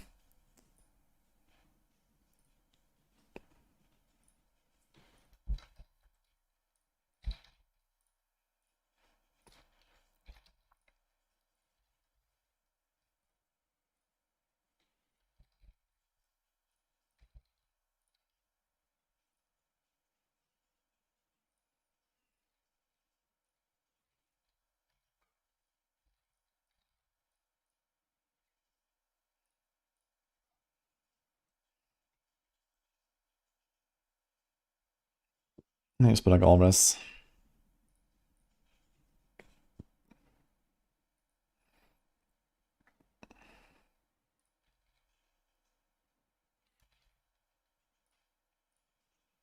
Actually becomes a lot easier to like, get this whole like cooldown combo rolling when you do this. Because you know, Wrath, Temper.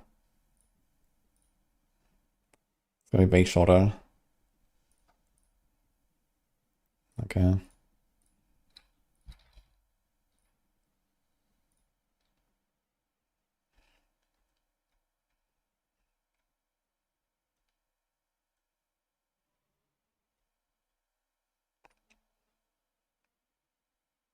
You have too many things fighting for power and bandwidth for a single USB controller. Okay, I mean, that can happen, I think. Cam definitely needs like a lot, right? It needs like the power as well and so on, so maybe your main board just can't really support it. So if you tried like unplugging other stuff and then just the cam and see.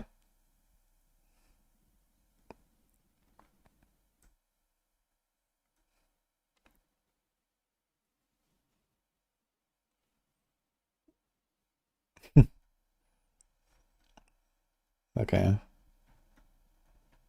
It could be worse, I guess, Ava.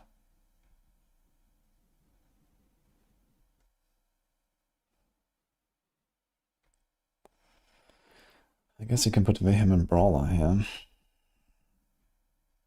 You could also do something with the shouts. Bold Chieftain. 70% cooldown reduction. Like this actually have perma shouts. Kinda nice. But I think we want damage on it.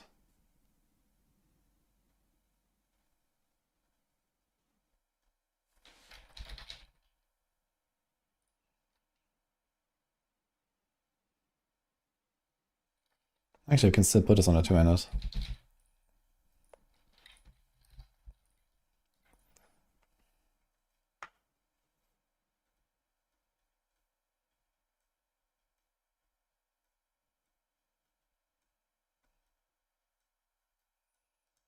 Dude, this build is seriously gonna like aspects when I start sanctifying.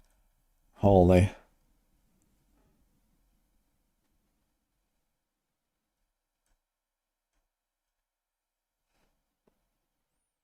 Honestly, I might just put Edge Masters there. Yikes.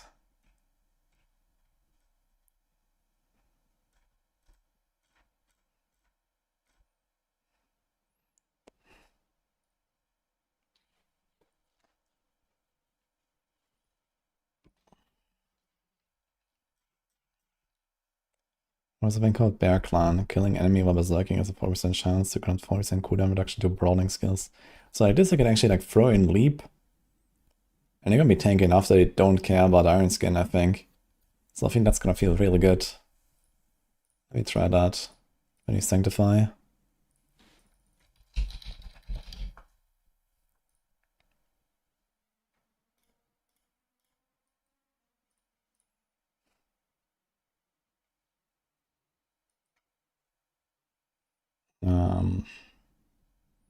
I don't know, let's put a compound there.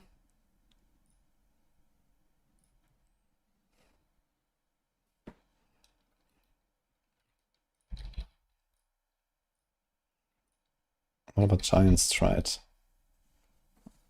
Per enemy hit at the maximum of 7 seconds. Just get both in one item, no problem. Yo, Jack. Hey man, thanks for the 26 months.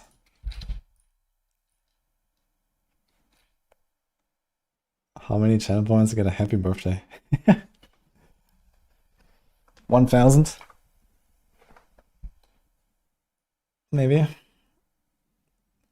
This was the solution to us wanting utility aspects, make us run out of offensive aspects. Yeah, honestly, I wouldn't mind if Sanctification just doesn't have offensive aspects. And it can only give you like mobility, utility, or defensive in like any slot or something like that. Or resource as well. I think that would be kind of interesting. Yo, happy birthday, girl. Times 2.5.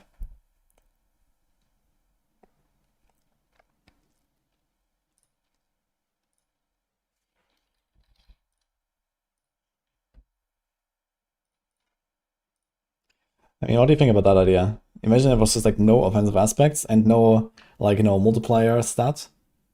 And it can only give you like, you know, any offense, any aspect, but not offensive.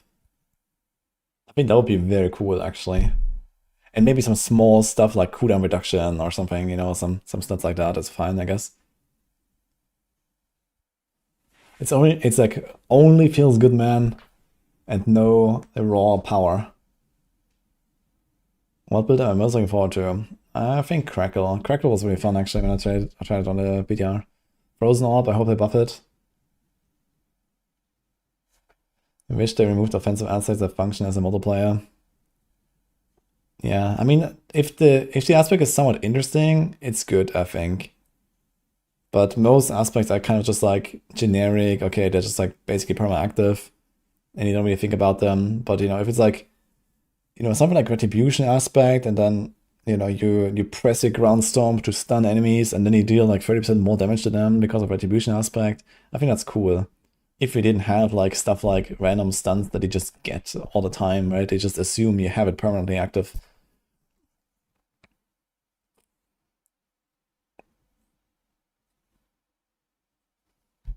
So yeah, I don't know.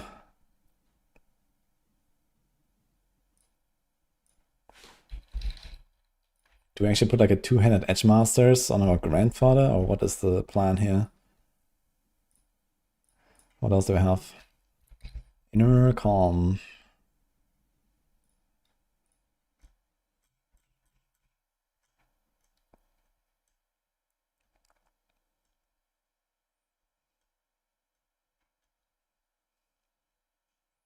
Conceded could be used with Iron Skin, I suppose.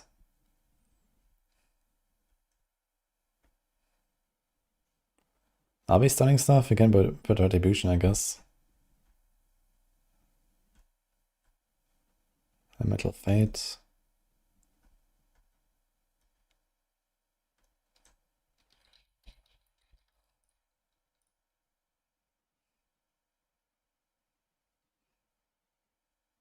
Oh shit, it's even more. Oh no. Okay. So fuck it, we do this. And we do...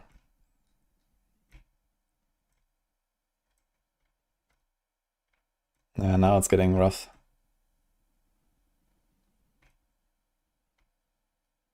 Don't have to barrier anymore for this.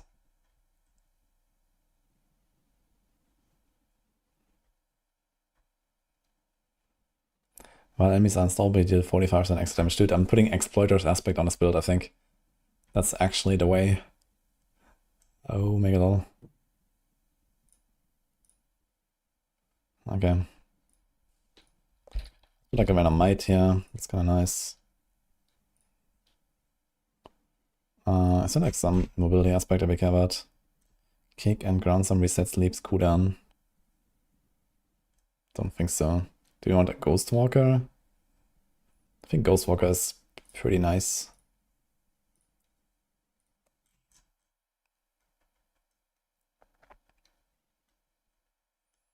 Interestingly, 12% chance after taking direct damage to gain a barrier for 10 seconds.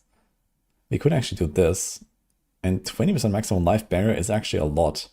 I think I actually want to do deflecting barrier and concealed aspect. That is funny.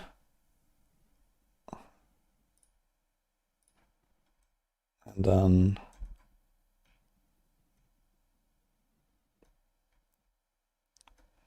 I don't think we need Undying.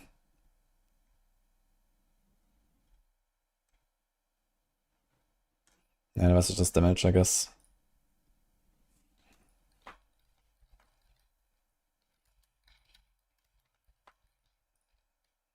It should probably be like basic skill ranks, but for some reason not in a planner.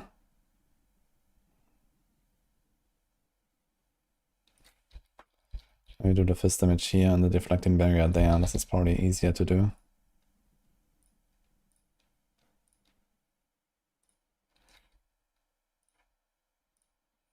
Okay, no problem. Just get that real quick, guys.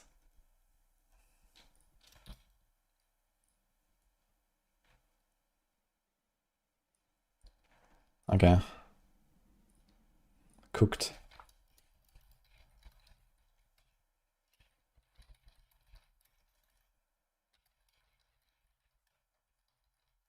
How long does the shield last for? It's 10 seconds. Is it 10 seconds cooldown? Wait, does it say that?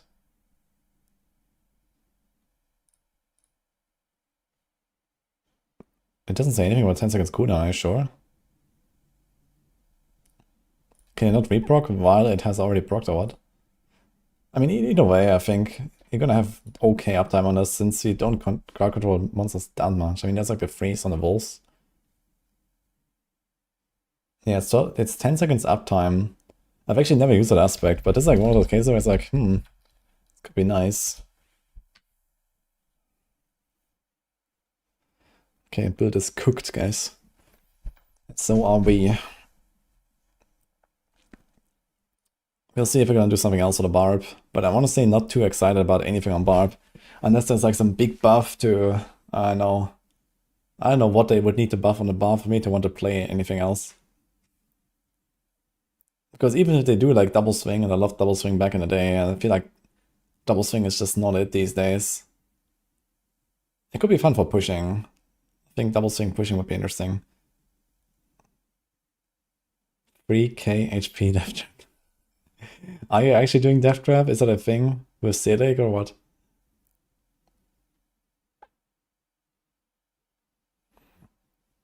Paragon legendary nodes need to be buffed on Barb. Yeah, I think there's a very high chance that will happen. Sedek death trap will work. Oh boy. So far I've not included Sedek anywhere. I think I could check that out for like the Kapaleka builds. Maybe you want to throw in a Sedek, but yeah, Kapaleka and Sedek is not a thing, I guess. Because you take any damage, and you're not going to be the full resources anymore, and then the Kapaleka doesn't trigger, so that sounds really bad.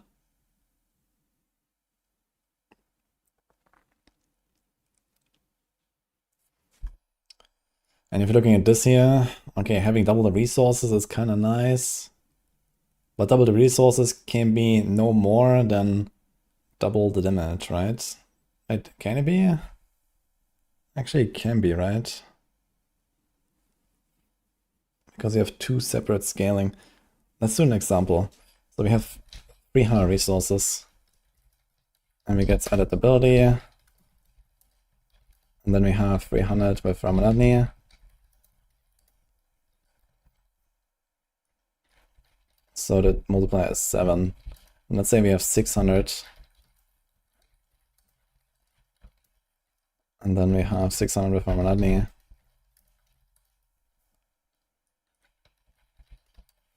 18.7, 18.4. This is actually more than double the damage. 2.6. I wonder if there's actually a static angle. Like, cap 2 attack speed is relatively wasted here.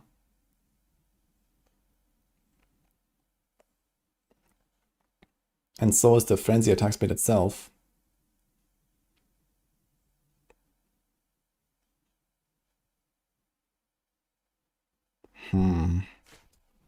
This might actually be a static build, when I think about it.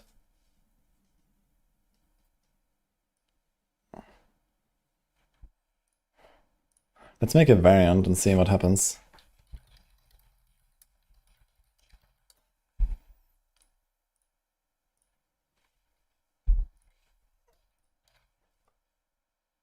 I assume none of the stats will change.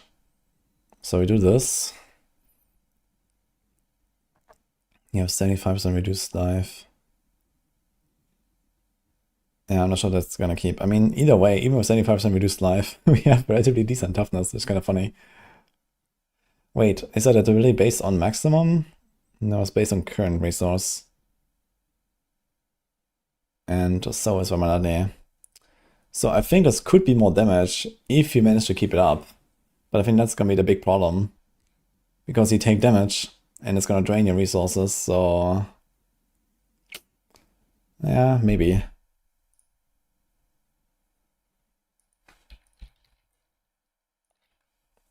Let's see what this looks like. So we do this.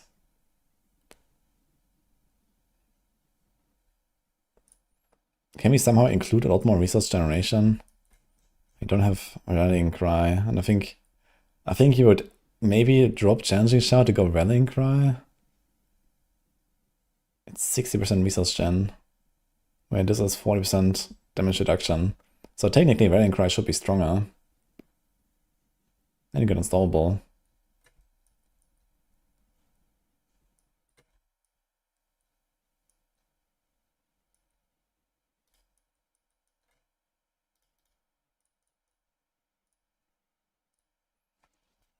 Funny.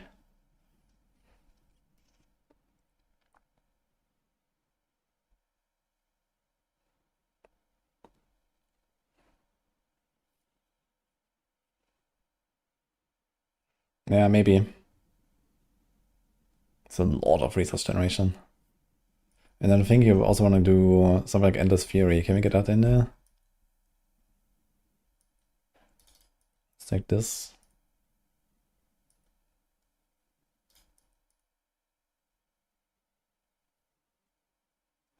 We take out like a random point there. I don't know. And we do this. And then we can still do this as well.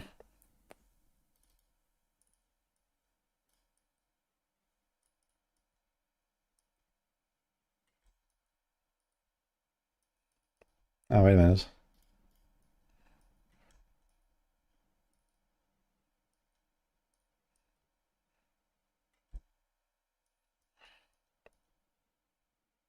That's a lot of resource gen. 48% more, 54% more. It's like times 2.4 or something. We have this. Take like triple. We're gonna generate like 40 plus resource per hit, which spends 12. There's maybe more resource gen that I don't remember right now. Plus Rallying Cry. You're gonna generate something like 60, 70 resource per swing. Maybe.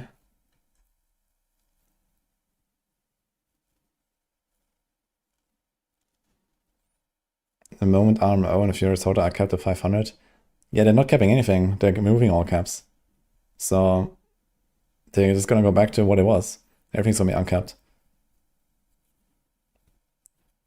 So in that case, this could be better than the Frenzy. And the question is, what about the attack speed now? So Carnage was attack speed cap 1. We don't have Frenzy anymore, so I think we have to do this, and this. And a Fury per second would be kinda neat, but I think we have extra move speed here, right? Yeah, okay. So just do the attack speed there. So we have 75. Do you have anything else for attack speed here?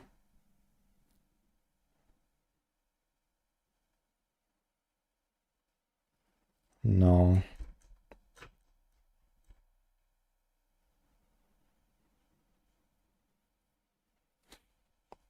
Okay, what's our weapon?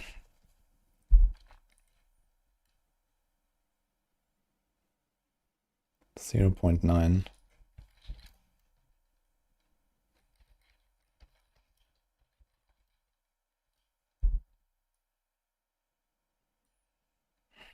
Wow. I mean, you don't have Rage of Paragon, like hit stuff anymore. So attacking very fast is only really relevant for Moni Zek. So that's pretty okay.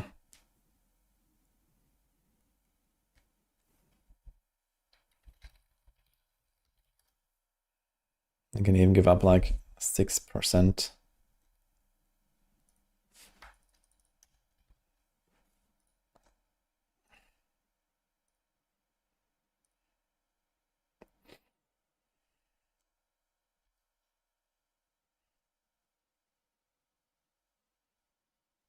For some reason, Duelist shows up here.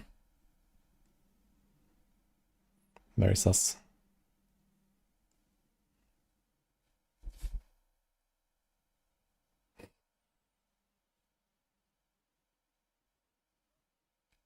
Yeah, 100% and 75. 200 taxi cap, yeah, 169. That's also what I just got. Seems fine.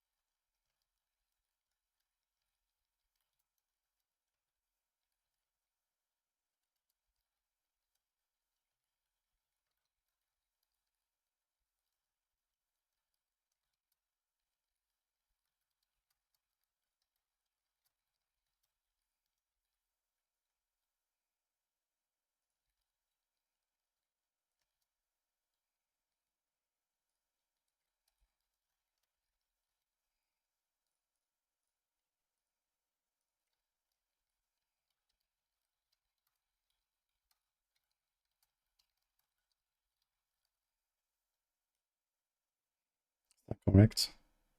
This is actually with one hand that I calculated here, so let's see.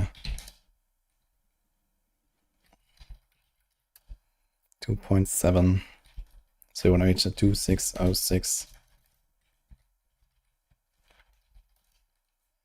So I actually only want 90%.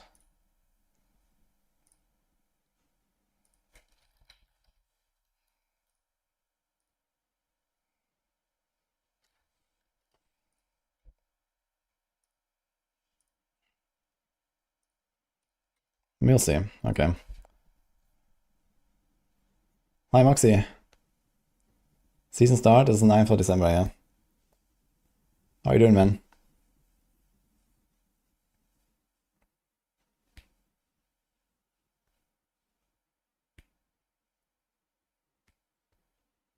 Everyone has out Dance and Ice on PTR. Is it back to just leveling?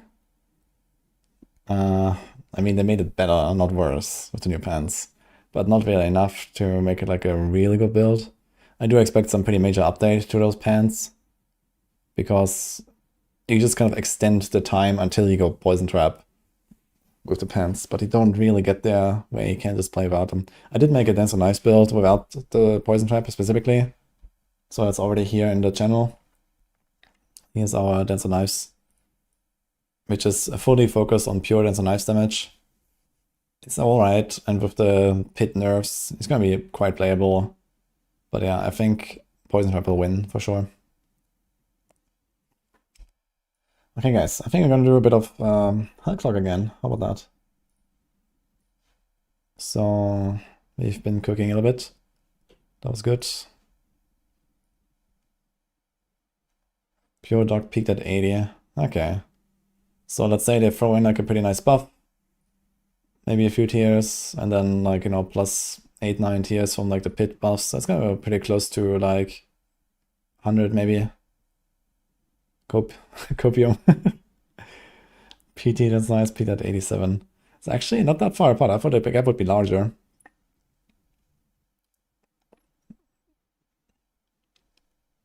And Sanctification. Oh, this was with Sanctify. Okay. Hellclock. Let's go.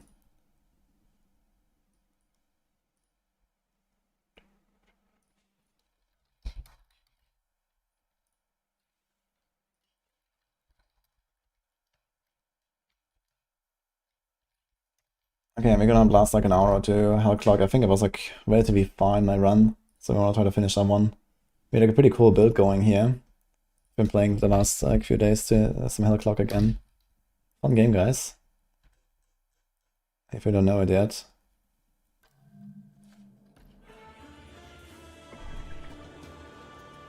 I'm gonna do in-game music for this.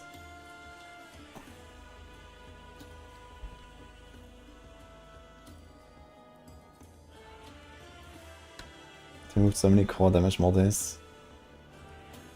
For what?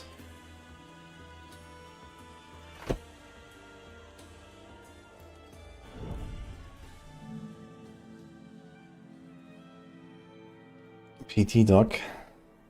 Ah, what did I remove there?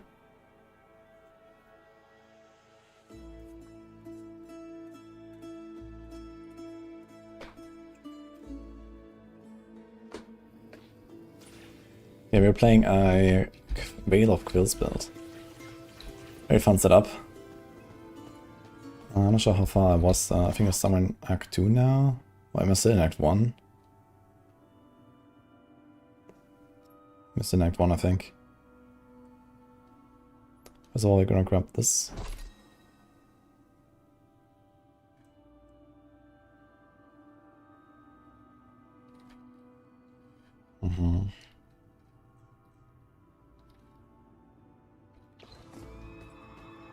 Okay, we sorted out everything last time. I was looking memory level 28. Okay, we need like probably 2 runs to actually unlock the next paths. Get our bubble. Okay, there's like a slow time bubble, it increases damage taken as well. And then we have the explosion. Okay. Log in. Chaos powers, power siphon. Ah, that's what I mean. Alright. I tend to take the 20% mana cost, I gotta say. But maybe not just yet.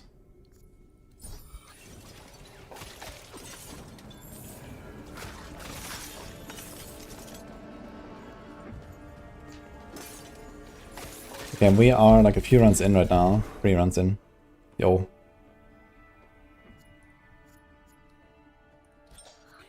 That's exactly what I wanted.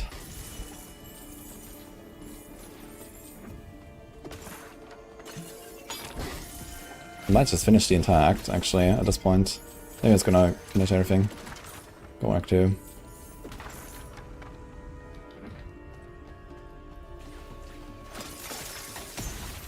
Might be rank being enough. I remember I got some pretty big upgrades yesterday before I went offline.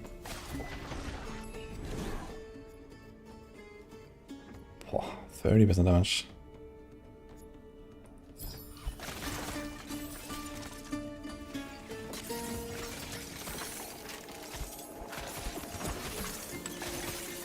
How am I feeling about Hellclock? I'm feeling pretty good about Hellclock actually. The crafting up to was very nice. Let's take this.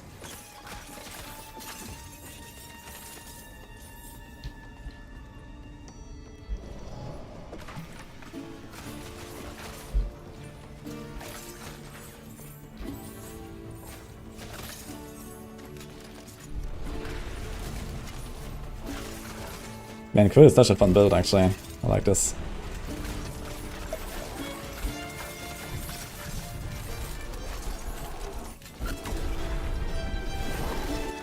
Okay, basically one tap him.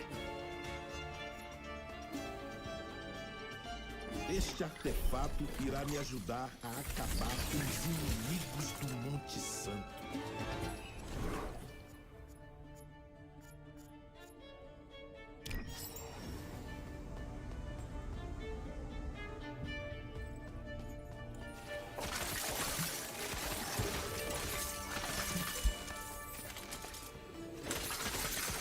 Yeah, fuck it, it's gonna complete all the shrines. I think I'm gonna take one mana cost reduction so I can spam more.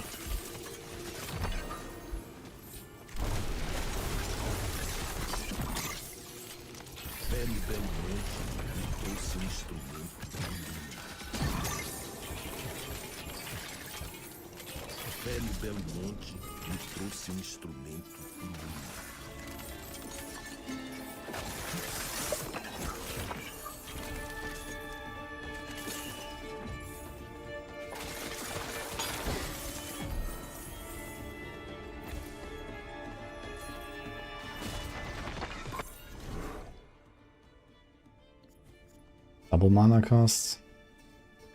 Let's take damage.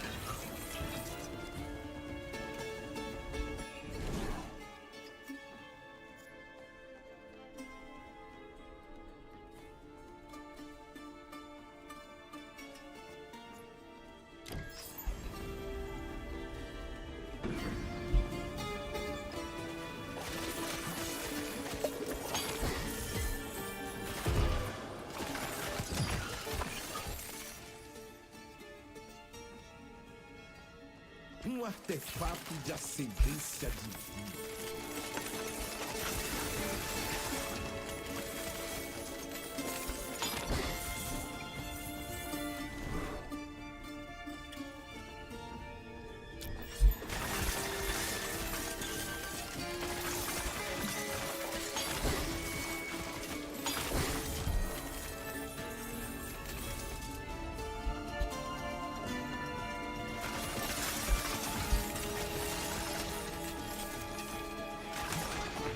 Dude, it's so much fun to set up actually, I love it.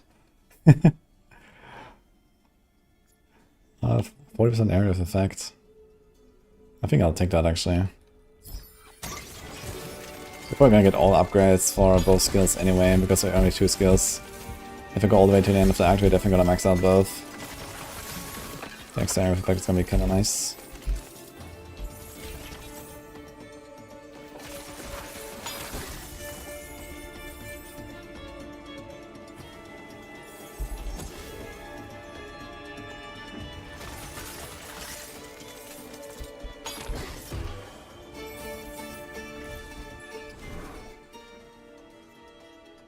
Cooldown speed, what's the next upgrade? Reduces all skills cooldown by 2% on kill. That actually seems relatively useless. And here we have the plague resistance. Let's do that.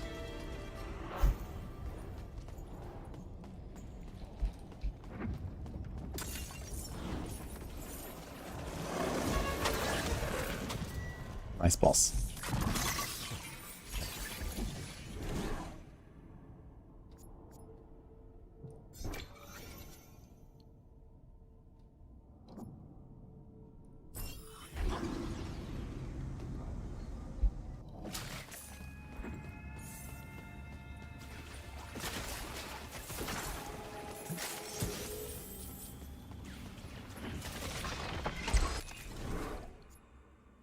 It's a lot of damage.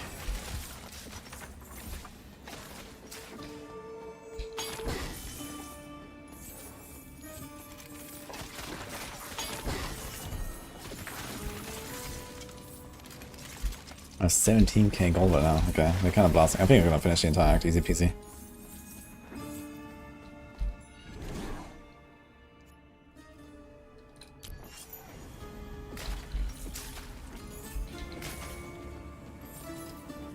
Account Diablo. What?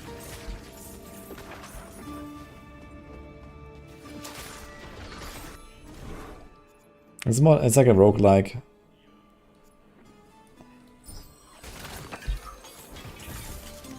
Actually, is it possible for me to get like 4 options for slow time that I do not want? I guess so, right? If I get unlucky and there's actually no quill anymore, I have all the upgrades. I never had that problem actually, that I have only one skill that I can get.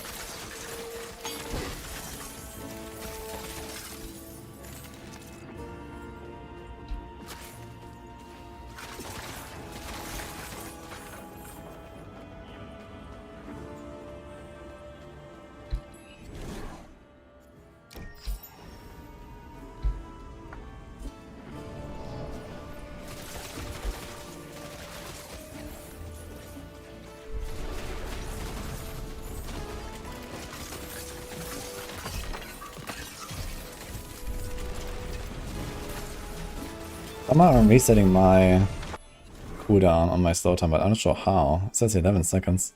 But it's coming back way faster than that.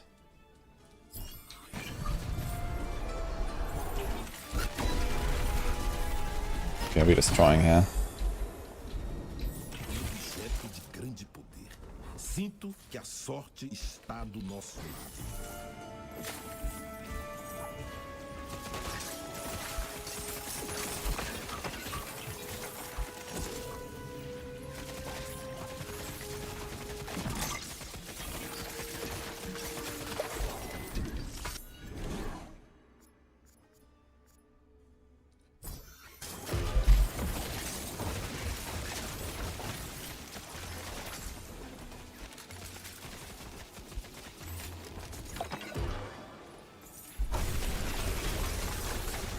Arcane. Ah.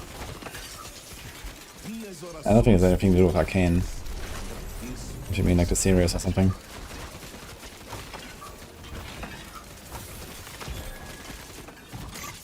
Seems like very inspired by like D2, but then as a roguelike.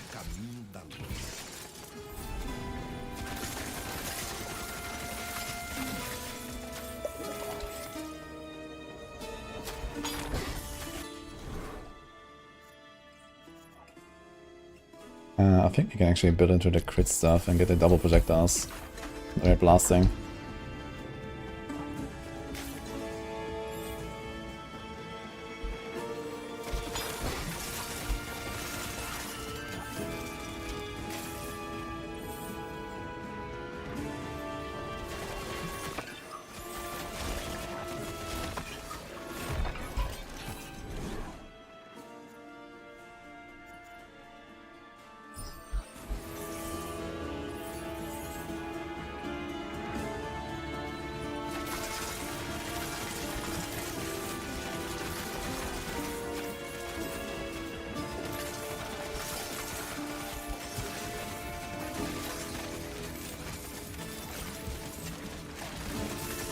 Oh, the setup is so much fun actually. I think I'm gonna put in dash as well to go a bit faster.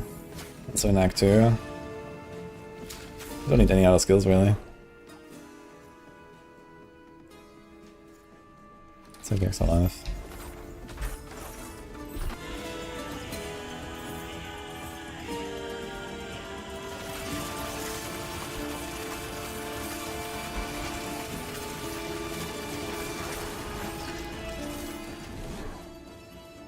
Visual's so nice, man.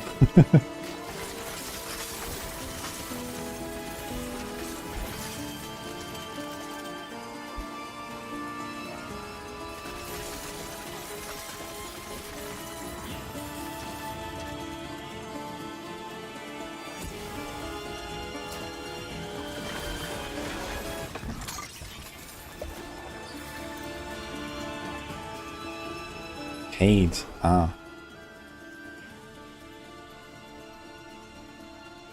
Physical rest and endurance. Interesting.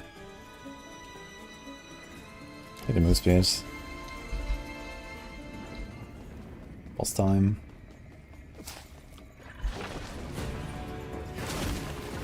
I mean, the thing is, you actually like progress a run for quite long.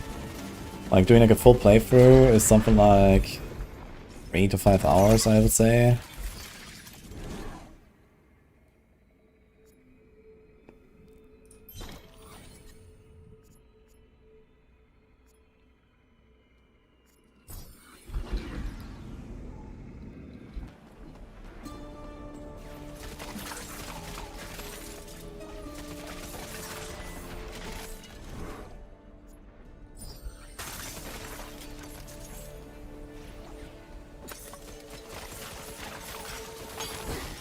Might reroll the shrines a little bit to get the doubled bills.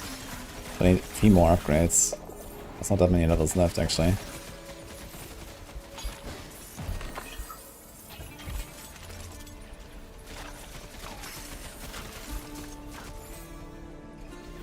They updated Ascension mode. I mean, they updated like all the skills and they added the crafting. I think they added some more of the like missing like hell level modifiers and stuff. There were like some that were not there.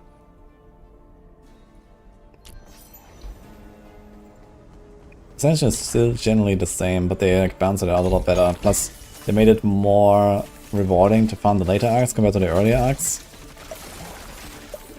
You still want to farm the cursed shrines when you do like a few runs for the same act, and then like, you know, finish them all on the last run basically. But yeah, it's not as bad as before, I think. That was like one thing that I didn't like. It's like farming the cursed shrines. I still hope they would like remove that entirely.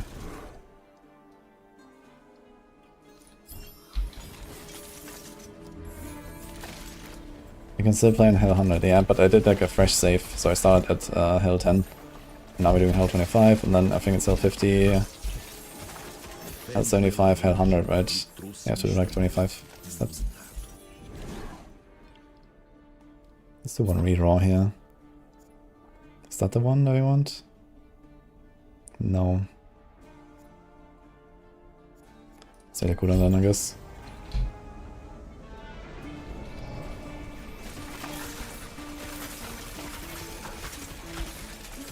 I want to release like 1 or 2 floors of the double projectiles, because it looks cool.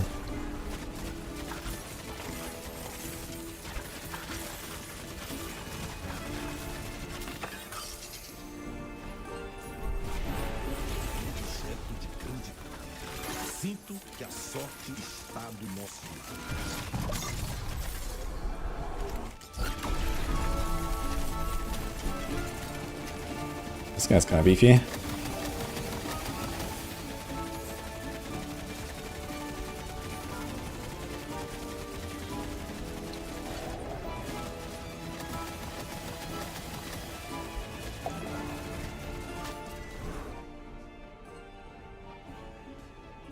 Minhas orações foram ouvidas.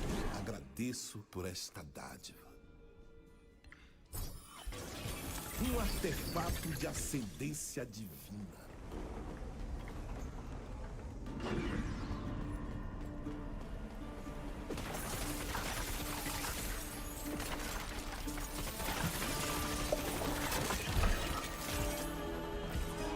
We're taking off damage here. Gotta be careful.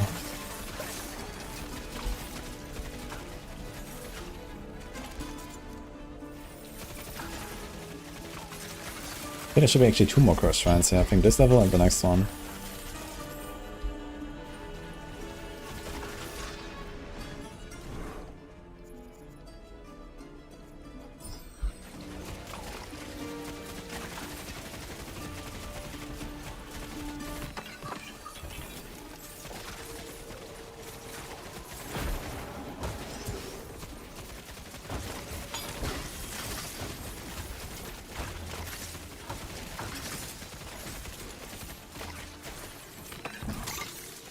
Slow time bubble is so nice. Very comfy. That's a lot more than the Judgement. I'm not sure what I should use the Judgement for actually. Civil builds for it.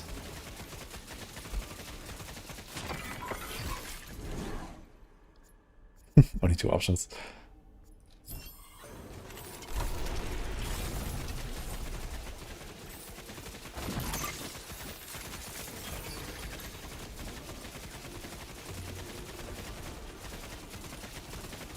Boah, plague resistant, protected region aura. Okay.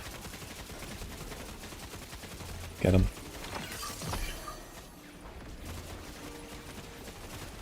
We have 7 minutes on our clock though, we're kinda chilling.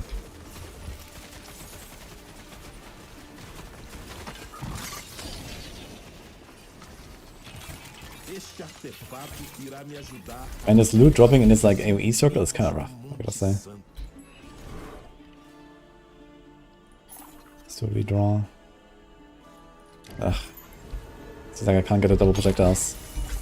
We have this and 1 more floor, so we can do it exactly for the boss, I guess. If you don't get any other blessing.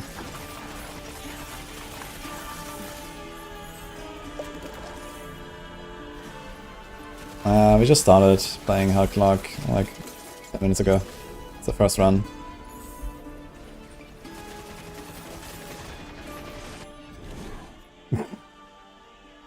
How does it not give me any other options, actually? Seems like there's like a maximum cap on like some of these or something. Slow debuff. But why? I mean, why can I not get duration or something? It doesn't say anything about like a cap. I get like, you know, 15 cooldown, here's 40 area, 20 area, 25 duration, and then 15 intensity, 10. Like, why is it only this? Strange.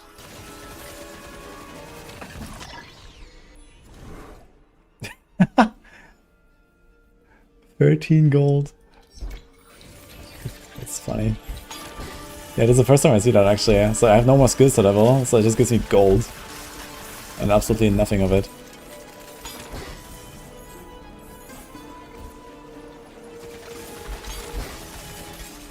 We actually get like anything else out of us? It's like some sort of like level HP or something. Let's see here, 6692.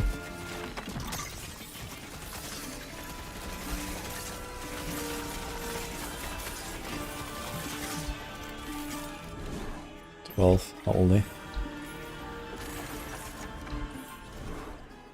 So here's the projectile thing. Okay, we have 1 more shot. Gotta do it.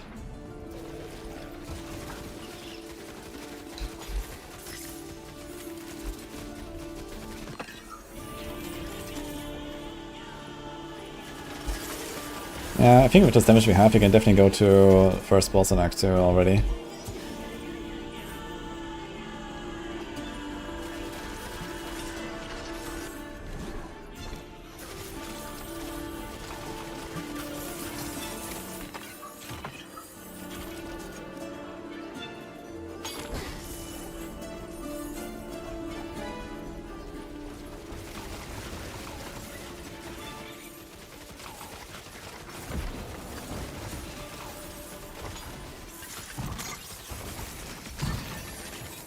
Recompensa para os defensores do caminho da luz.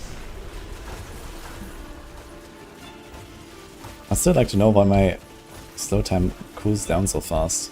I don't understand. What do I have that does that? Let me check my relics again.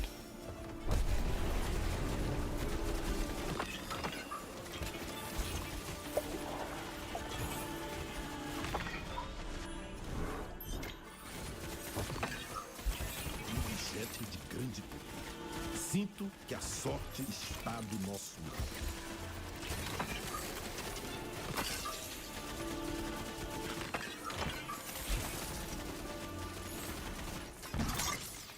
Minhas orações foram ouvidas. Agradeço por esta tarde.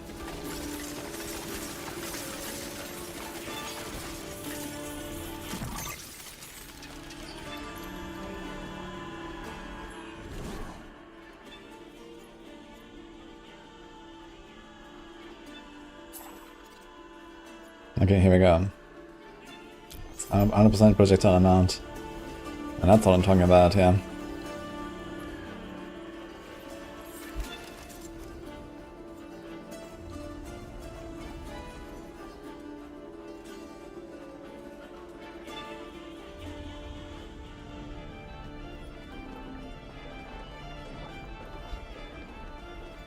Nice, Antuki.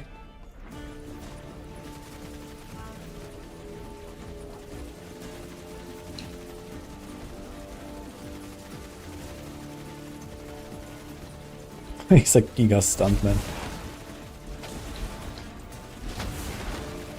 There's so much damage. Alright.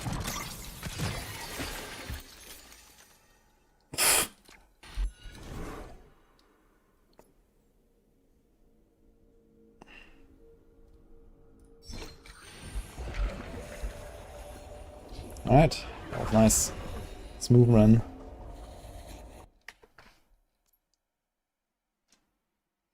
You've seen the devs at the Brazil game show even in Sao Paulo. Nice. Okay, I got 4 points.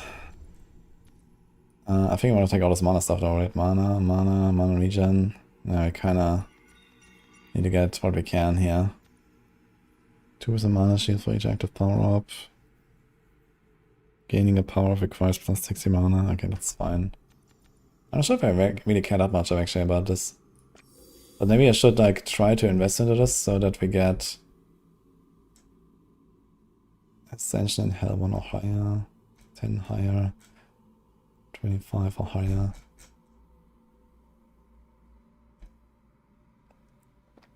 Okay, I think this just keeps going up, right? Don't remember all these anymore, so maybe we just want to finish this. Or we do it like at Hell 75, for example, or Hell 100. So like one run here, one run there, and get like all the points or something.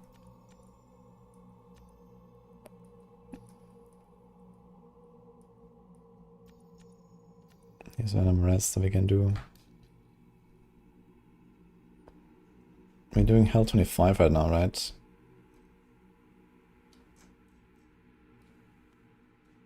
At least 7 points, at least 4 points. If I finish this, I'll get 10. Oh, let's do it. Okay, fuck it.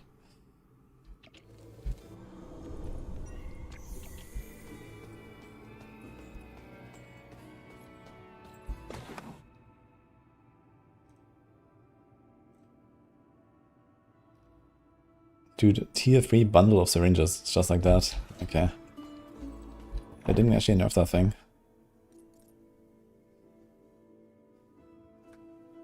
Hitting enemies with Shadow Dash increases maximum mana by 6%. That is a lot of mana. But realistically, I don't really want to try to hit stuff with this. We want to be at distance at this. Fire, Res, and Fizz. Yeah, we have skill, projectile amount. Okay, this thing is insane, so we're not gonna actually improve that. Got so much loot here. What other thing? Melee skill damage. Plague damage, live fire res.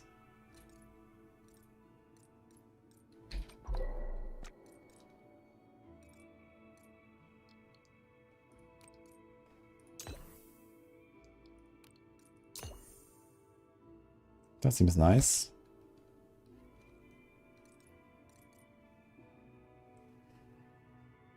Can we add something like this here as well?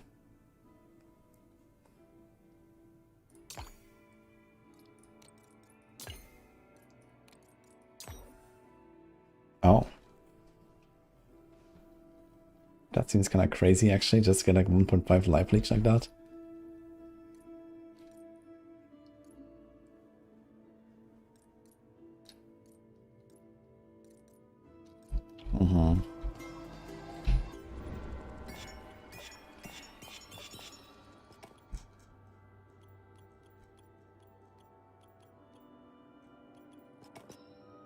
Okay, we get the banishers. We can't really do crit just yet. Need 8 more points though for something. Can bonus gear drop rate. XP gains.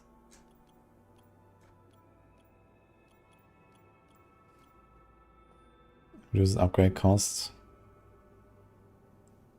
Maybe I'll do something like that.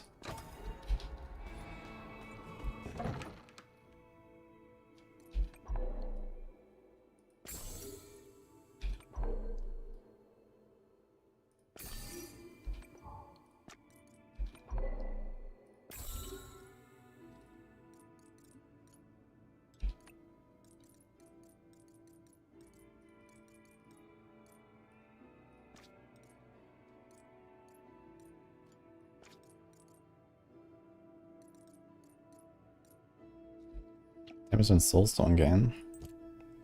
I'm definitely gonna take that.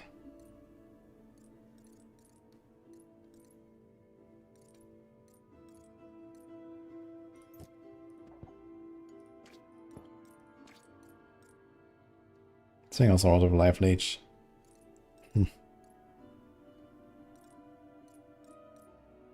+1 to bombardment skitter is gonna be increased further than 3. Wow. I can get skill levels. +4 to all maximum resistances. There's actually very cool stuff with the corruptions, man.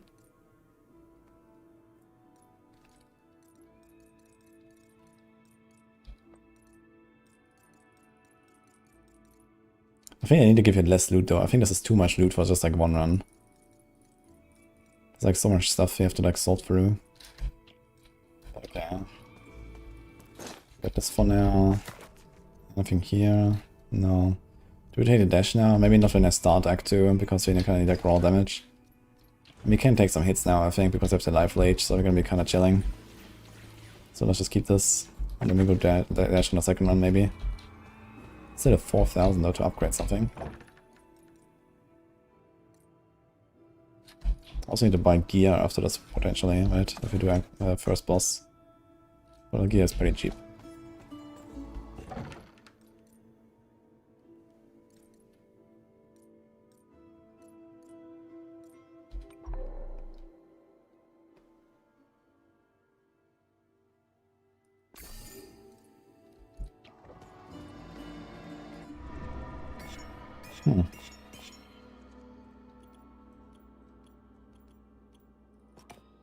Could have done this before, I suppose. Oh. I had a trinket drop instead of gear drop as well as. Oops. Can do a bit of gold gain.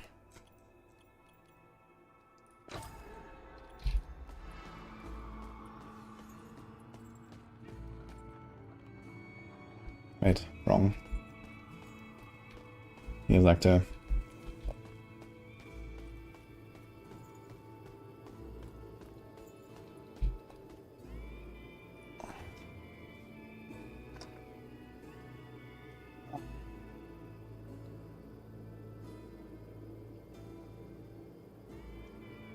You drop from 6 rank to below 15 overall assist in Battlefield 6. The grind is getting harder. Sad part is the game is overloaded with cheaters.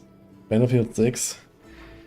Yeah, I've seen like some insane stuff about like cheating programs in like shooters with like kind of AI tools that like, you know, make it seem like your aim assist is actually like, you know, human and stuff like that. Some crazy shit that is like happening. I wonder if that's the thing in Battlefield as well. I'm gonna get some water real quick, guys. BRB.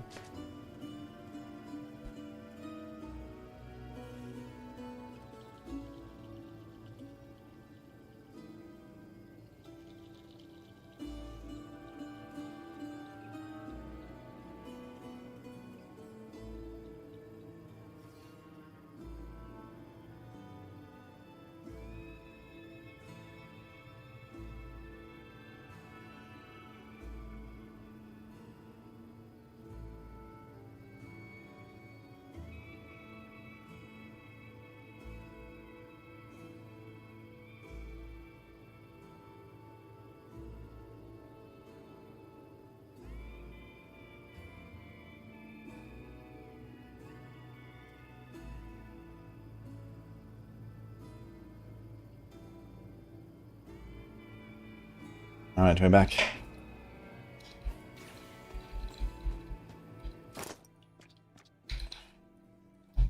Let's go.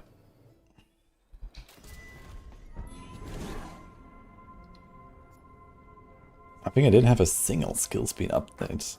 Upgrade last time, right? So we banish this. Then we take area.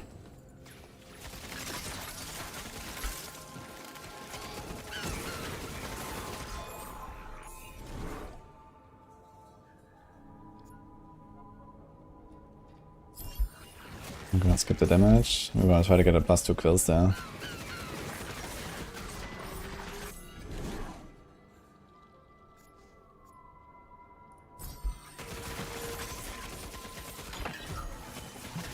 Okay, my life leech does not seem that crazy actually.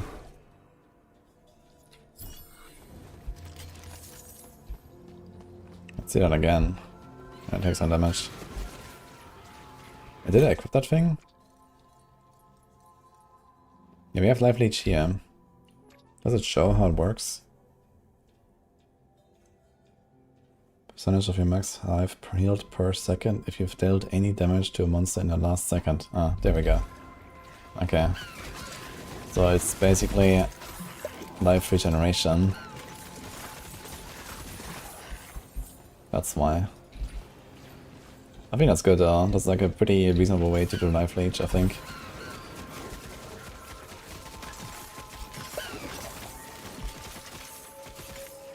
Still nice to have actually, 1.5%.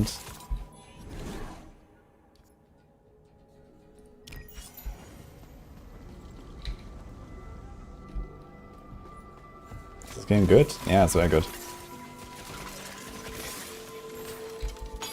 I have like, I don't know, 70 hours now or something.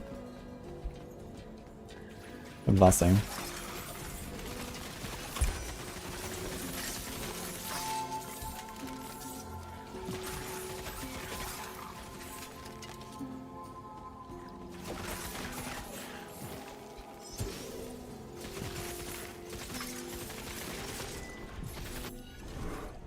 There we go.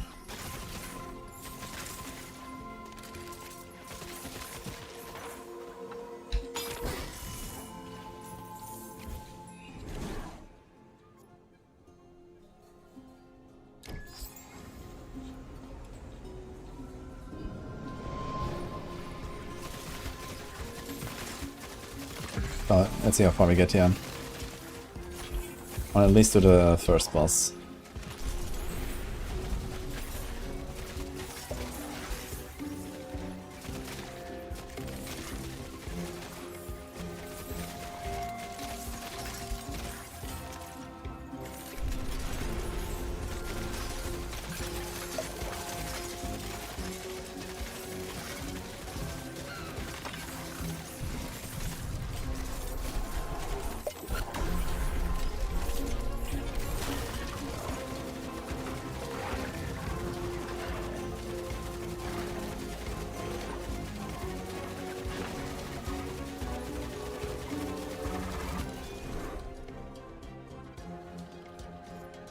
Artefato de ascendência divina. Uma recompensa para os defensores do caminho da luz.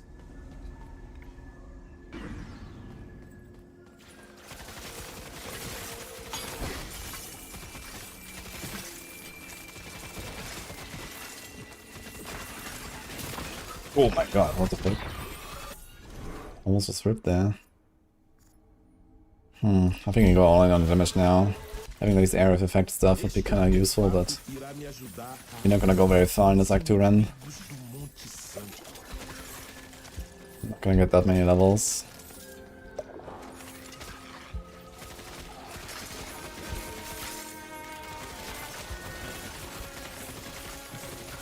Okay, here's our first cursed shrine.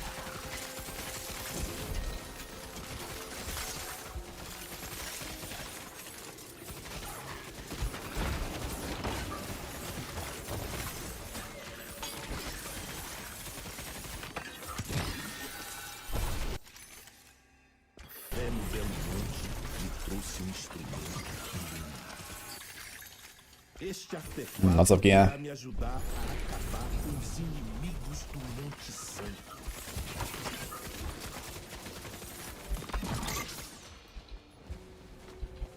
Okay, I want to try to not kill all of them.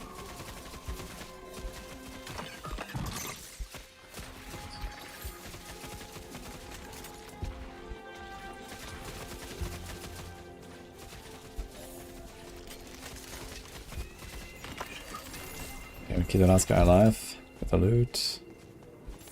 So we can farm this shrine again later.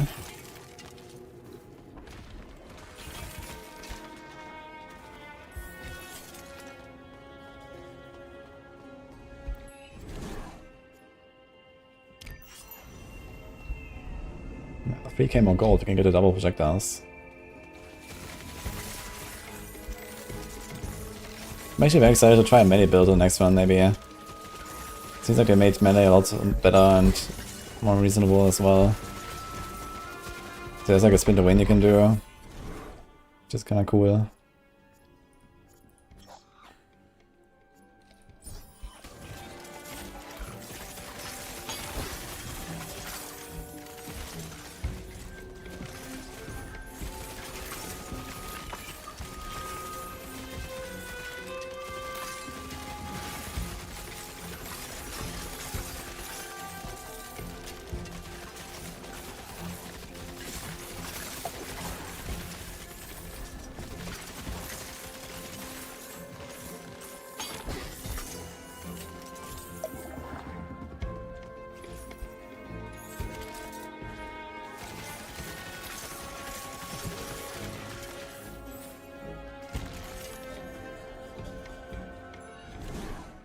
I'm missing a bit of gold.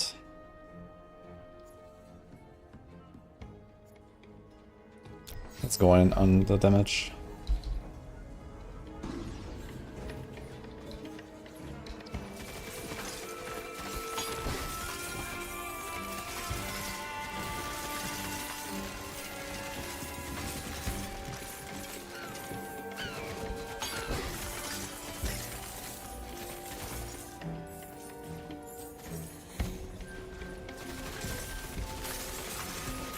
So apparently there's gonna be like another update later this month. So in a week or two, I suppose. I'm not sure what they add. Is there like already like this mapping update? Or is it like in the DLC? There's gonna be like some mapping part as well. It's gonna be interesting. Oh my god.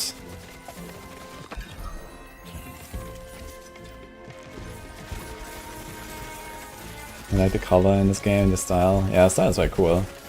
Looks pretty.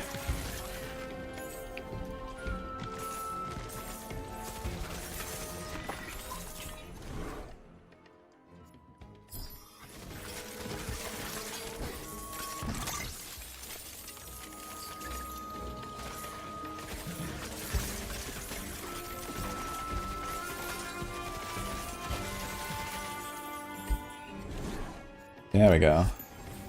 That's a lot of quills.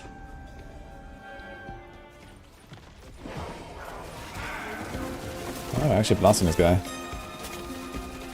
But he might also just like one-shot me or something.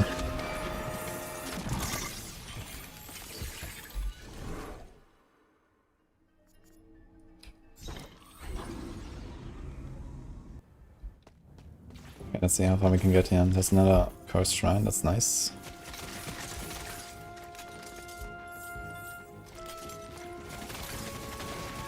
Yeah, completing the first boss the first time you go into the next act is very useful, because then you unlock the next tier of loot.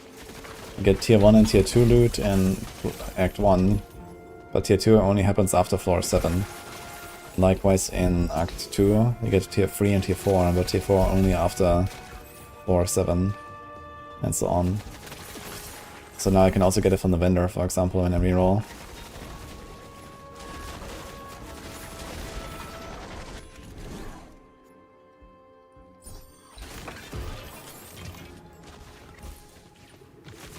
Seems like we've been ramping pretty hard though, so maybe we can keep going. See how far we get.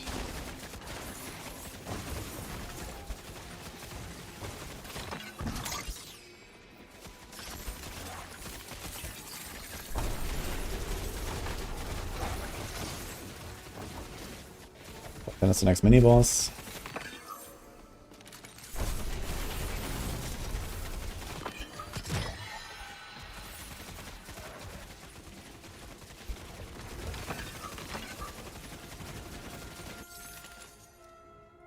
fé no belo monte me trouxe um instrumento iluminado.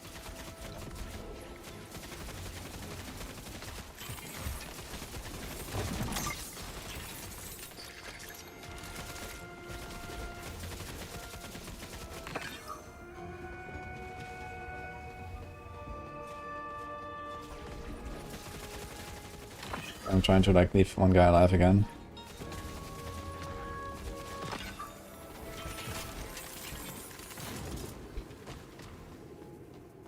Okay.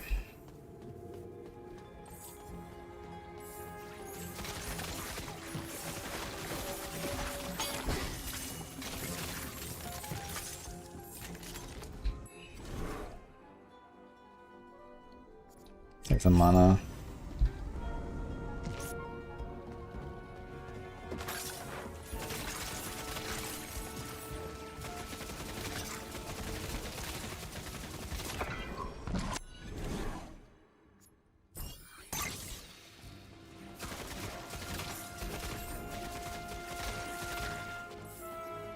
I'm not sure why sometimes these guys show as like a little dot. Not an elite, but he does show as a red dot. Maybe just because it's like a big guy or something? No. Maybe it's a bug.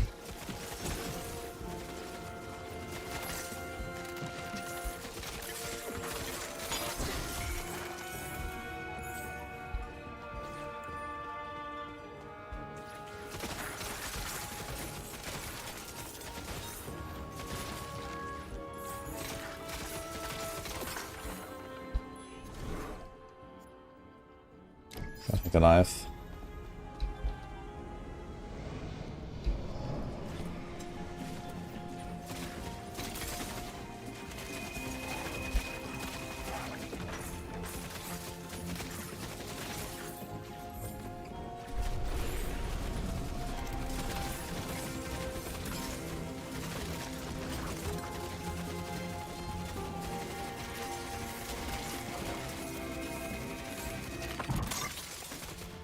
Yeah, interesting that I actually see like and feel this stun that I do now.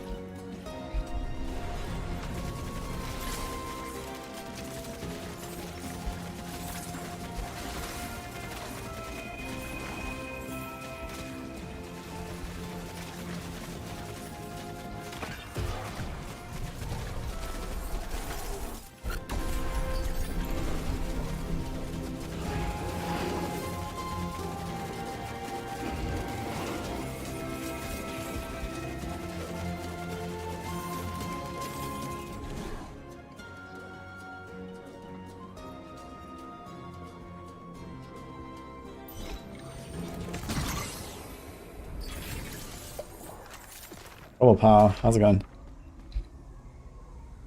Hopefully crafting is less painful. It's pretty simple here. So you have basically a PoE2 Chaos Orb, Augment, Regal, Val, Divine.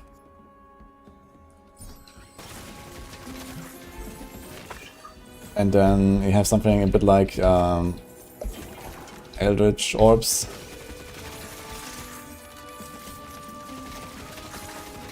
So that's basically what we got here.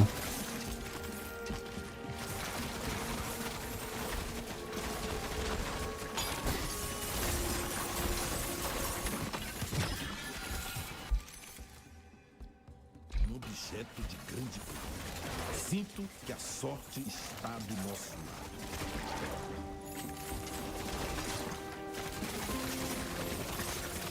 I wonder if I can ramp all the way to the end of the act. That'd be kind of wild. But it's going pretty well right now.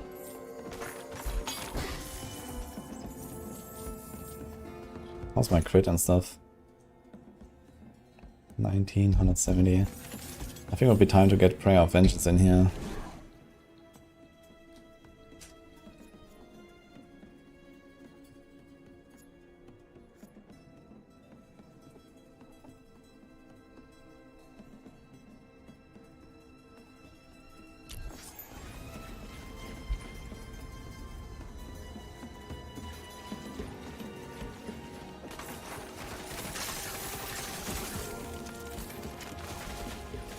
I think I have infinite mana now when I do this.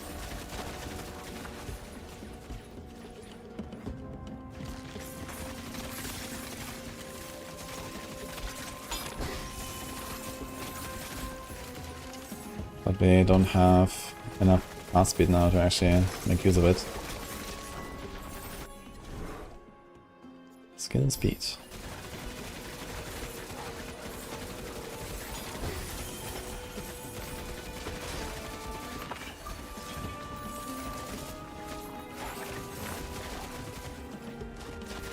Oh, we're only 4 minutes on our clock, actually, to hurry up a bit. More skill speed.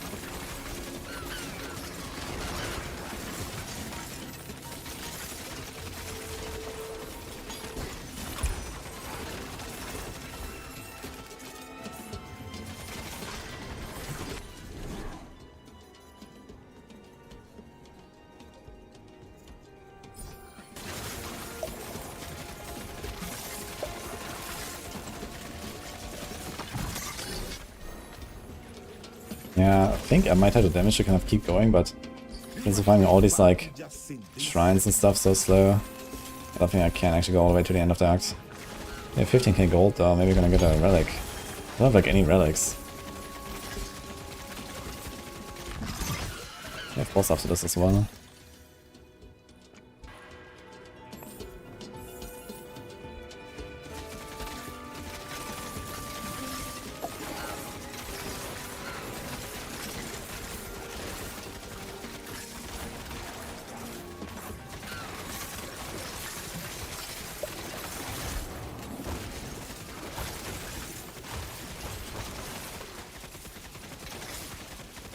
Holy, this guy's tanky. A power shrine. I think it's like triple damage or something.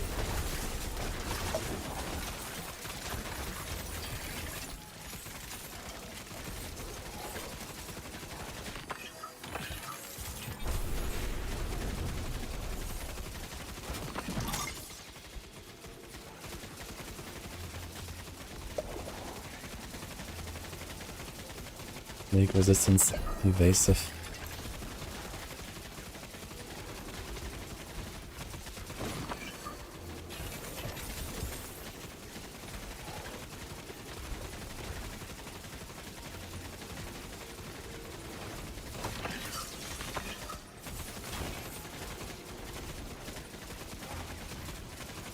Recompensa para os defensores do caminho da luz.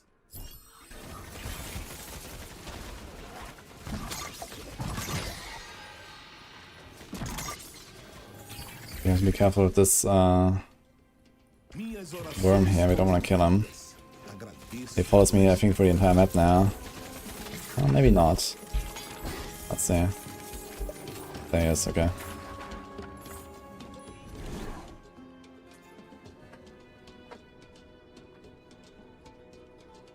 Equals more damage to your spells equal to 7% of your current mana. Interesting, actually. This will be like 250. How much base damage do I have? That's actually a lot of damage.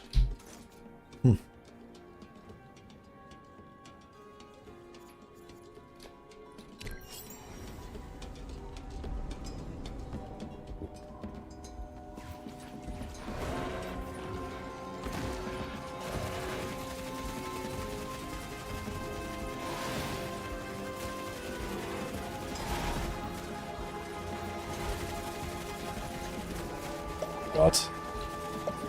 I barely see anything that he's doing.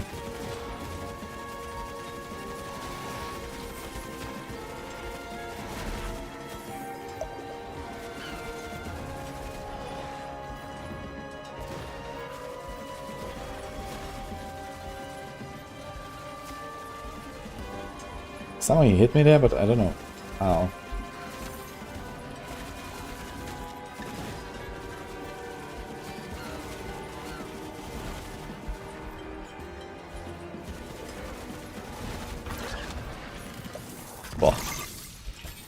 tight.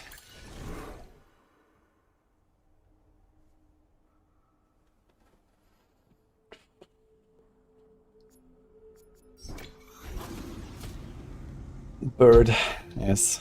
Okay, floor 15. Interesting. So far we're still doing okay, but stuff is getting pretty tanky.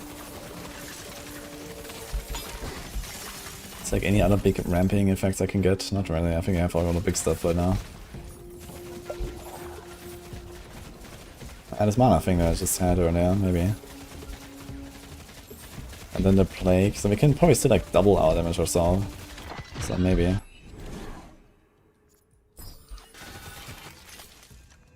Objeto de grande poder. Sinto que a sorte está do nosso lado. This guy just somehow exploded.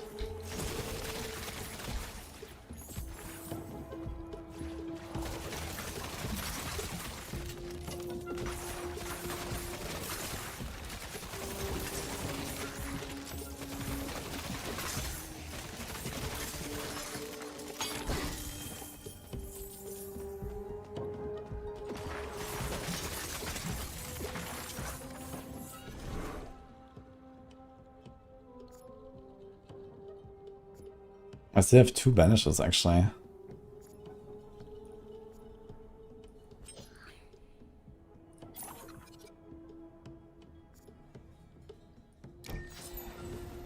Okay. Maybe gonna finish this Actimonga. That'll be crazy. And this is with all the shrines farmed. 4 minutes.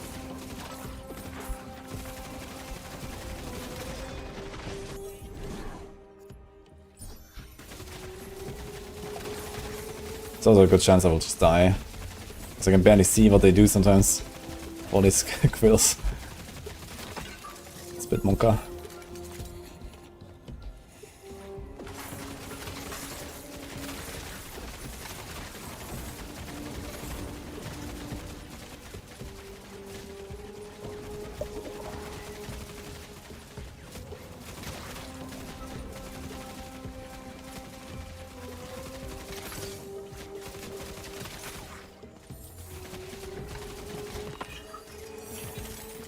Very tanky dude.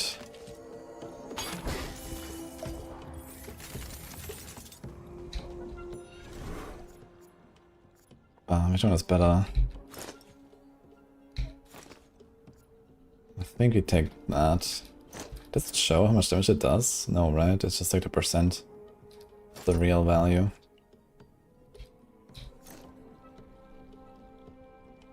Let's see if we notice it.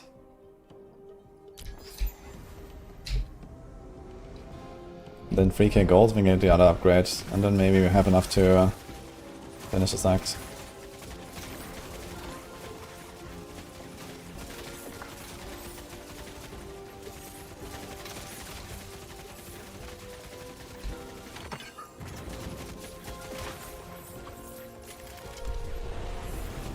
I think there's still like 1 or 2 curse shrines you want to farm as well.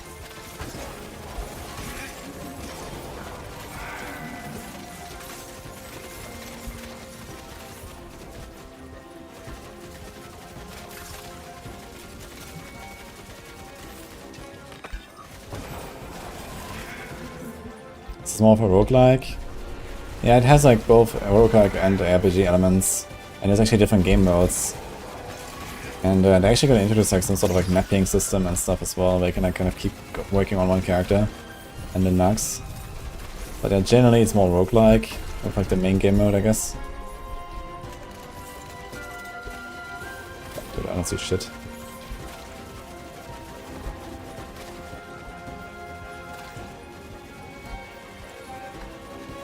My god, this fucking shield.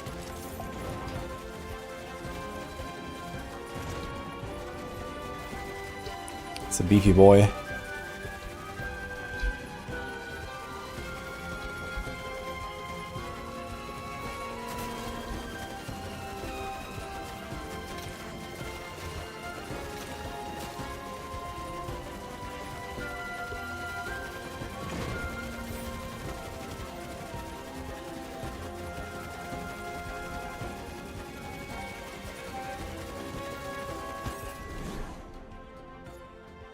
artefato de ascendência divina.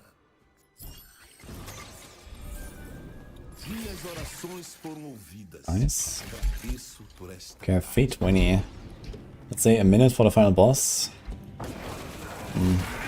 But if I was to curse shrines around fun, I think that's more important. We're definitely not gonna just run into Act 3 now. We're gonna do like one more run in Act 2 to actually clean all the shrines anyway. But maybe I can just do like one more run and then just go straight to Act 3 after that. That should probably work.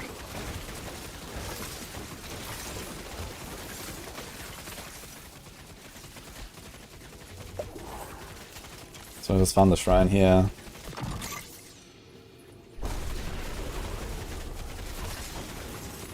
Oh my god.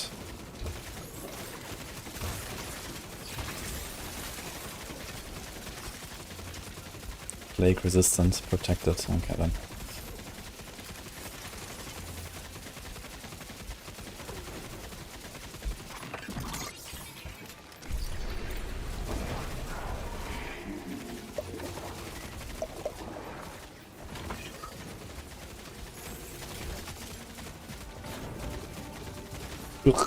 Okay. Just trying to stand there in the corner, but they were overlapping. Okay, this was actually insanely good. I didn't expect to go that far. How do you fight a thing as a melee? Yeah, as a melee, I can invest a bit more in defenses and stuff. Like right now, my defense are like 15, 50. It's minus 0.25 and 14. And stuff like this. A lot of defensive stats you can stack and so on. You have like better access to recovery. And stuff like that. Oh, these things actually start costing a lot. Like the Act 1 gear is like 70. And it's like 1500, what the hell? What do attack does? That's a lot of mana. I kind of like my cooldown speed. I think the 400 life is not a bad idea. That does a lot of base damage.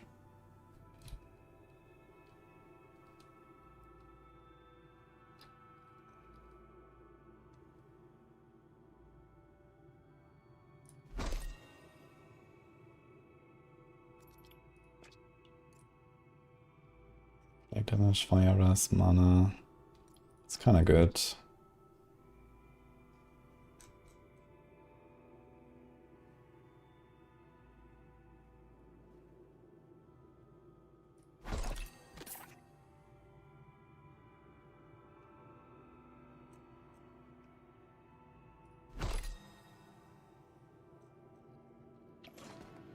Okay. Can we upgrade? 9 points? Yes, we can. Okay, so...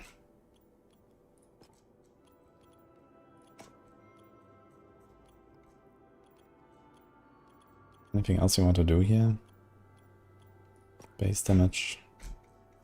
Should maybe get one of those base damage upgrades. Let me do this. And then we do this. Let me do that.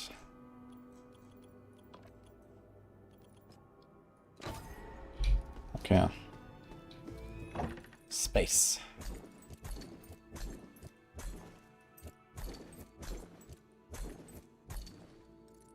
Okay, what can we do? Anything cool?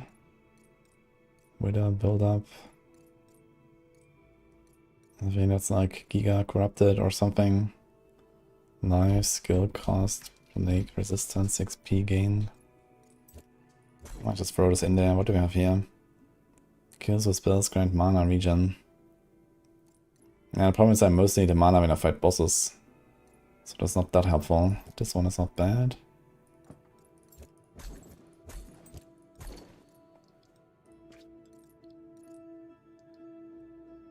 I'll create some magic for like... I really like that thing. Unlucky. So this thing has 5 stats, and I think it's only 4.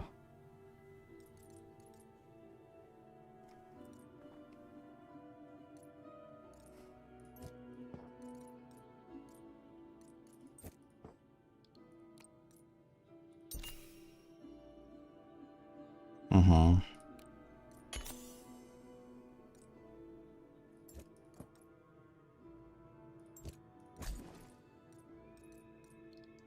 Do I corrupt it?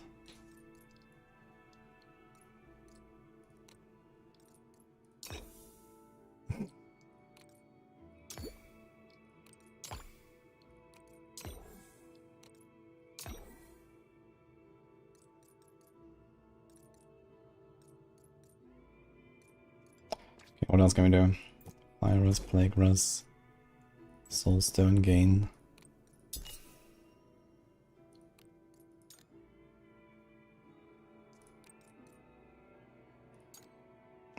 Unlucky.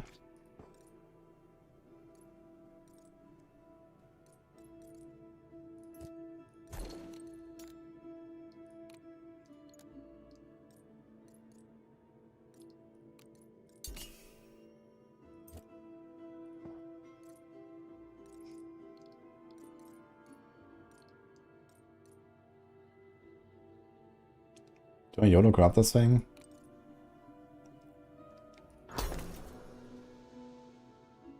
I think nothing happened actually. What about something like this?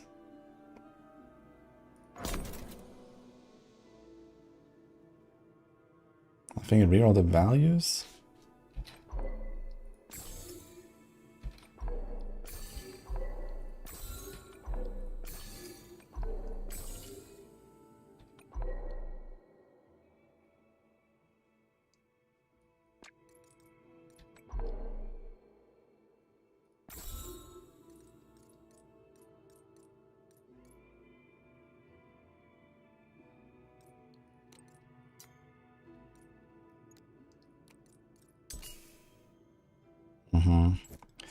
Actually, this mana and mana, like percent and flat seems to be one stat. It seems to be together. Tier 2, Tier 1. Okay, when the relic is Tier 1, then all the stats are Tier 1. So it seems like they are different, right? This is upgraded now, but do we have another example? This is Tier 2, Tier 2, Tier 1. So there's, for example, 90 to 120 life. This is 117 to 156 life. Definitely worth to craft more on the higher tier relics, I guess. So for example, something like this.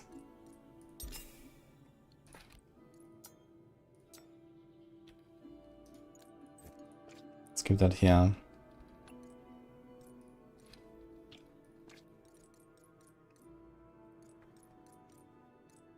It's like an easy way to tell what is what. Someone is upgraded, I just realized.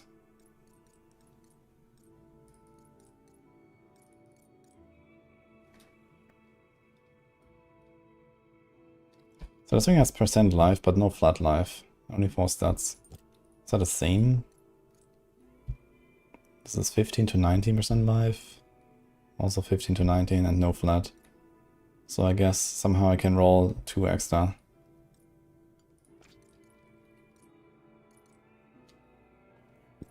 At least I tier 3, yeah?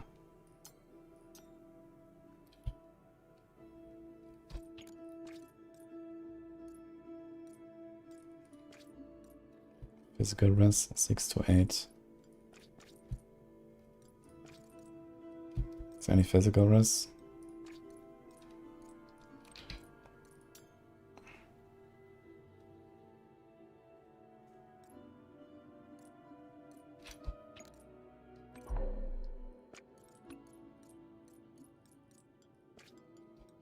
Yeah, anyway.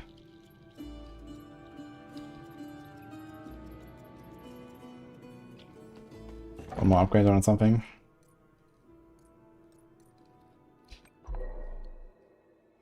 I think that's worth.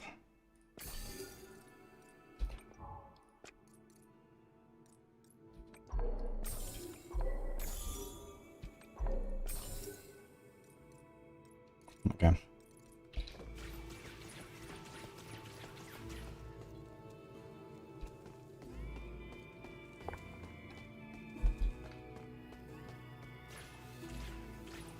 Did we get like some significant boost? Wait, we had a skill rank up, right? Okay, we got this. Do the Prayer of Vengeance?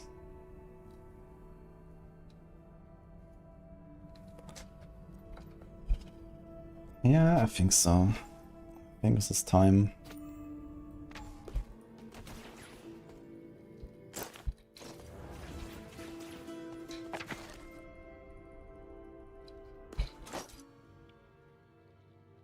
Two crit chance, 177. I'm gonna remove this.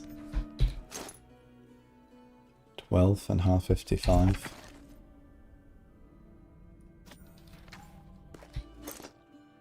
Yeah, we won't reach 100% crit chance, but it's not terrible, I think, once we build into it a little bit. Do we have crit here? Nah, tier 1 ring. Maybe I should have bought some more gear, actually. Tier 1 cap, oh my god. Tier 1 belt. Actually, I still have some pretty crappy stuff, to be fair. Okay, one more. Let's go.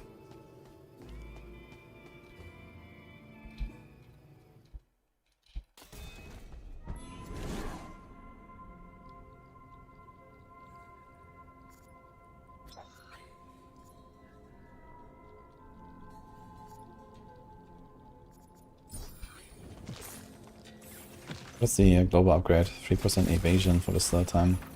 Interesting. It's already like a defensive skill, and it gives it like even more defense.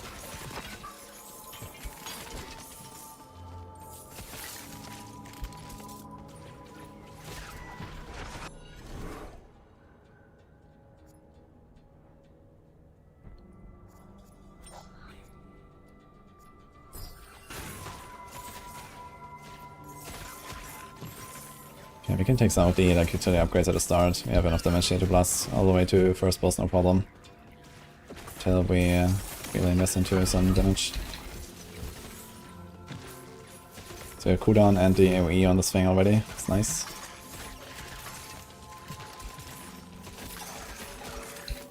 Ah, are they like guys that have a red dot? Maybe they have specific loot that I want to get? That's very nice.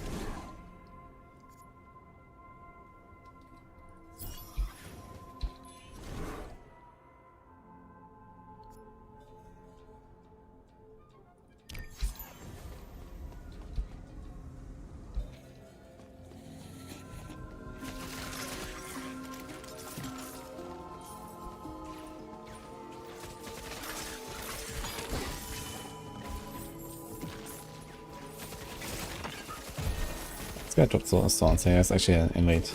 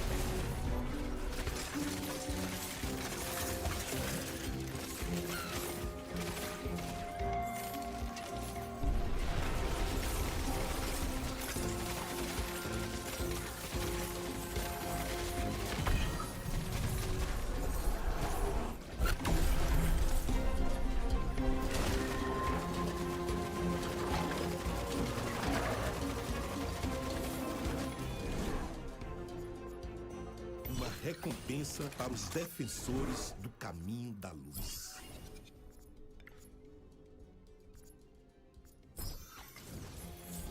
What has the same skill? It's kind of wild.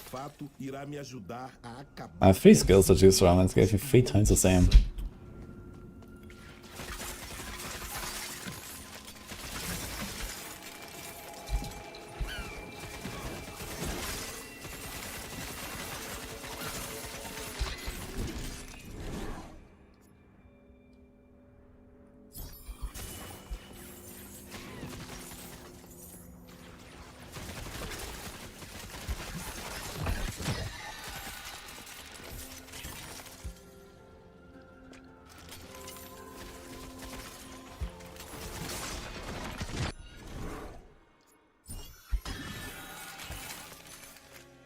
fé no belo monte me trouxe instrumento iluminado.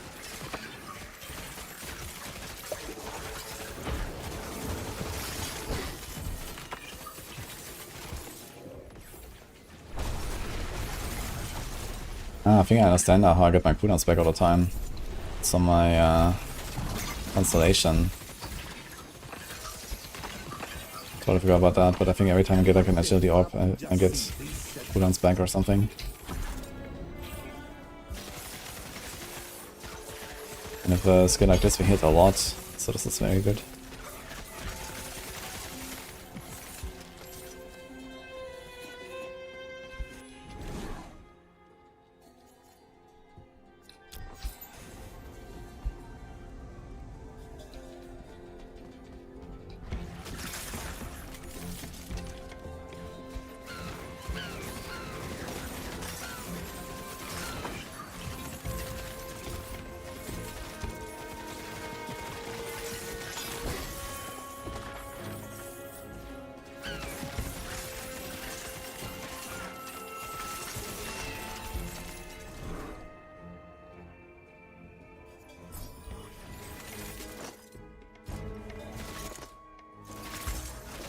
Oh, 60% crit chance. Okay.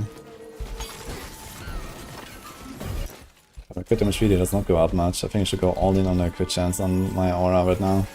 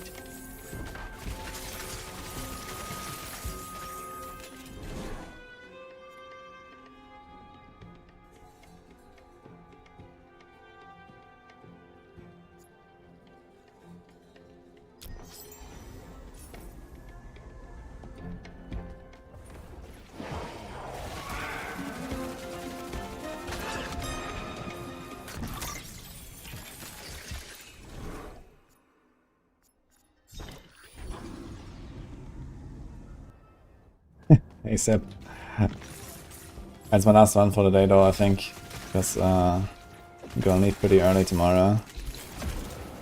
But we're gonna finish Act 2 here, and then when we come back we're gonna do the Act 3. We'll be in Hell 50. It's been very fun to like, you know, jump in and like, you know, try some of those builds again. For example, I played like one run on Quill already, but you know, it felt very different in the previous patch. I've done a lot of really nice updates. I'll try to like relearn the game now.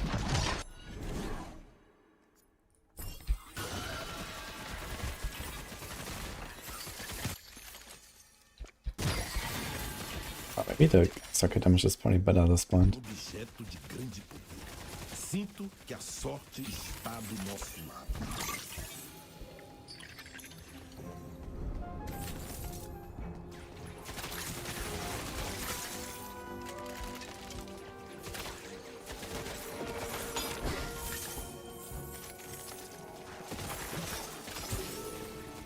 It'd be very funny plus though, if the game was named after this. Almost. Not far off.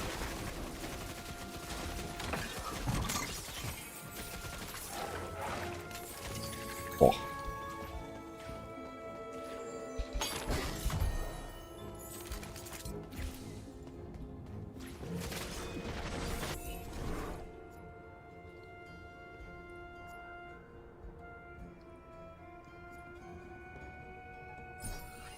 think I'm gonna save my banish for the Political Blessing actually, because there's a bunch of other stuff I wanna get.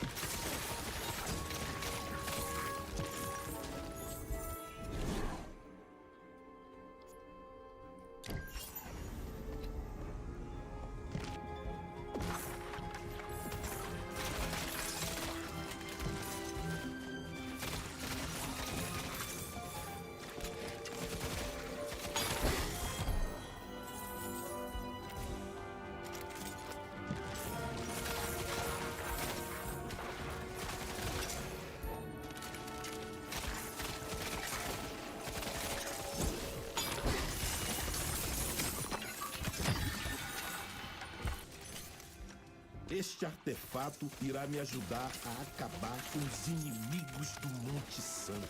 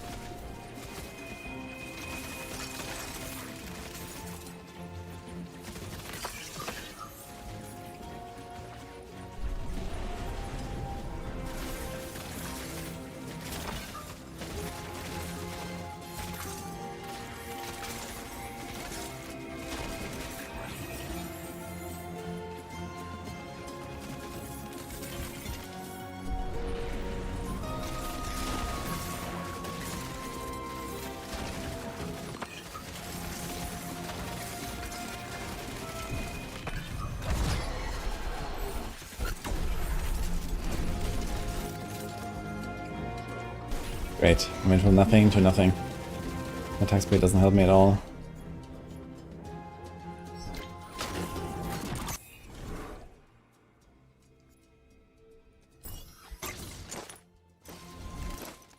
No, 76% crit chance. We're getting there.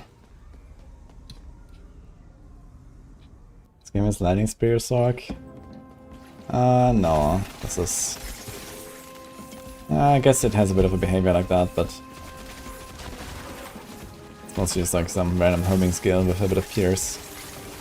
I guess that's a relatively common thing.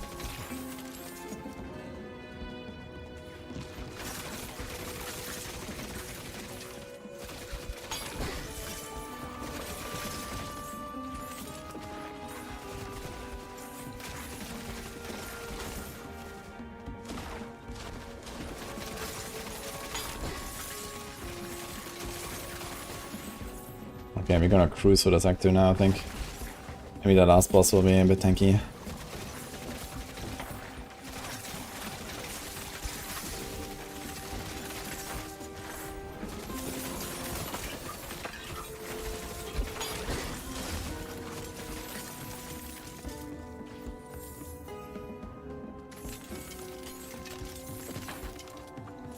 So far I've not gotten like any blessings almost at all, that's kinda crazy.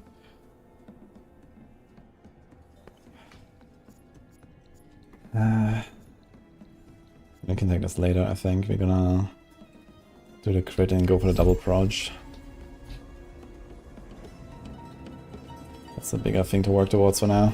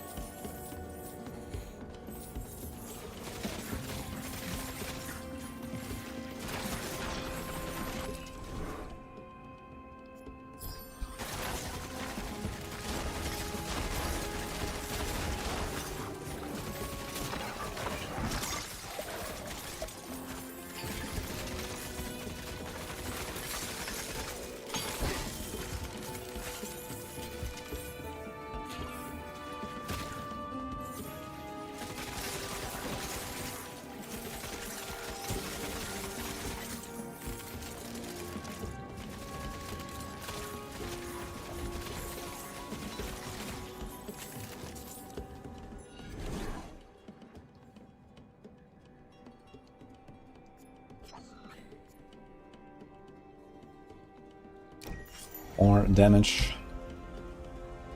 Take the life later, cope.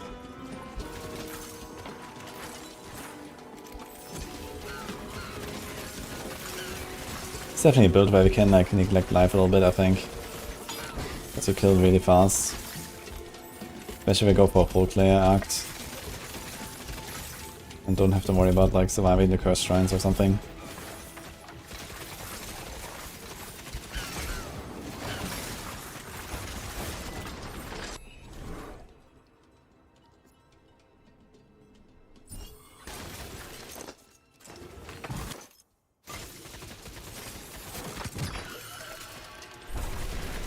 Seems there's something wrong with the crit chance scanning on that aura.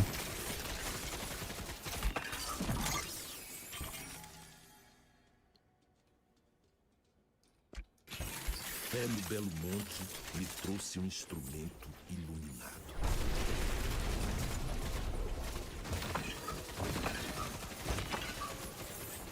I wonder if they're gonna add some more like skills or something. Oh. Especially like supporting skills. I feel like there's many interesting builds you can make, but like I still have like 2 empty slots basically on my skill bar right now, and okay, I can do like a dash and then still one. I don't really want to put anything.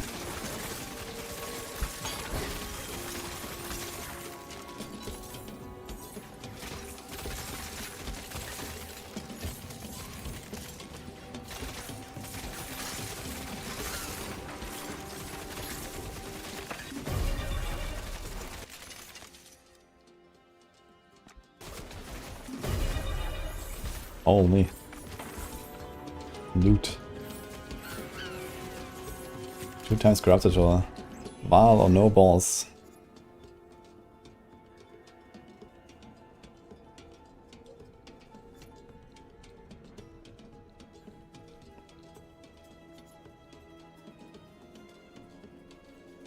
Self evasion.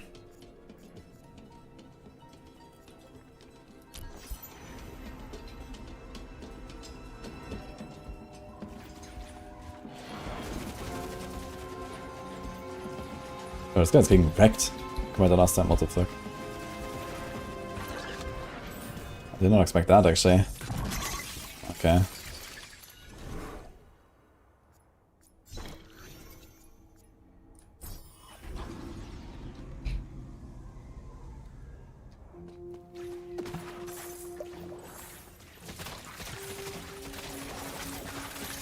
So maybe we should save some gold in case we get a relic shrine.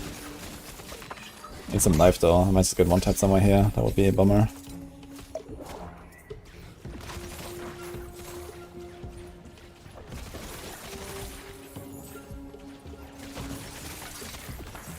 I feel like these puddles persisting after you kill elites and you want to loot the soul stones is kind of rough. But maybe it rewards you for building tanky.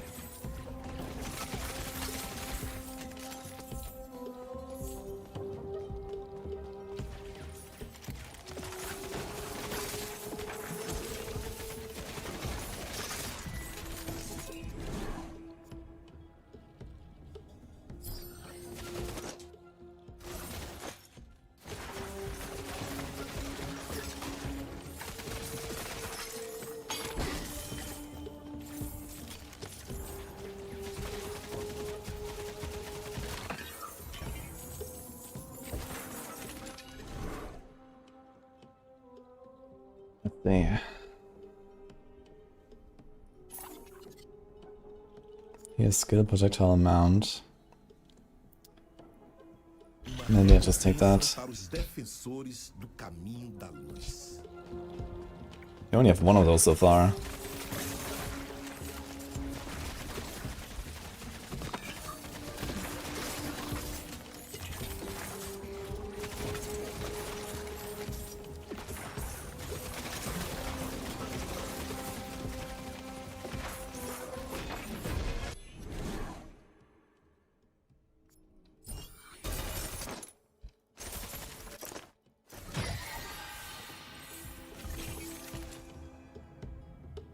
Minhas orações foram ouvidas. Agradeço por esta dádiva. Maybe the crit chance scanning is correct. It just scales a lot. Okay. I guess when you have pair of visions, you get to 100% crit chance pretty easily. Oh, here's another one.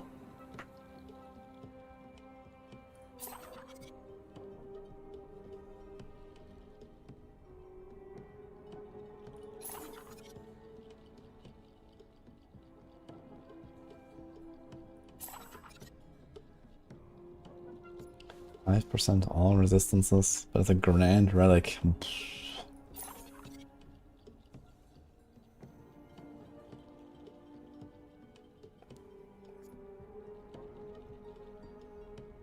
Okay, damage bonus against Blighted and double against Withered. Withered is when they're stunned from that, I think, right? I'm not 100% sure how the Blight works. I'll have to look that up. But I think because I do plague damage, I think that works. I think this is like one of these icons there.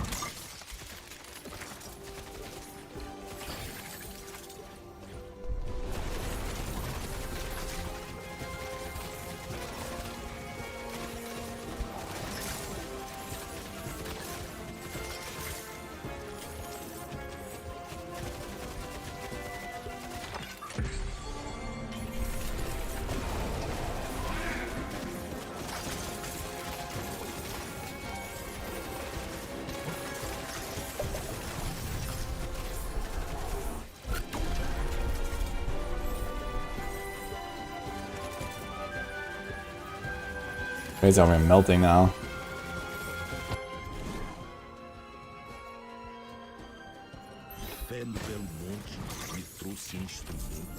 Almost at the end.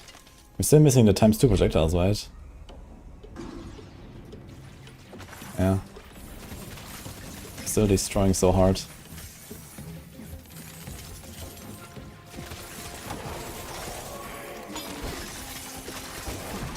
Let's just finish Act 3 in one go.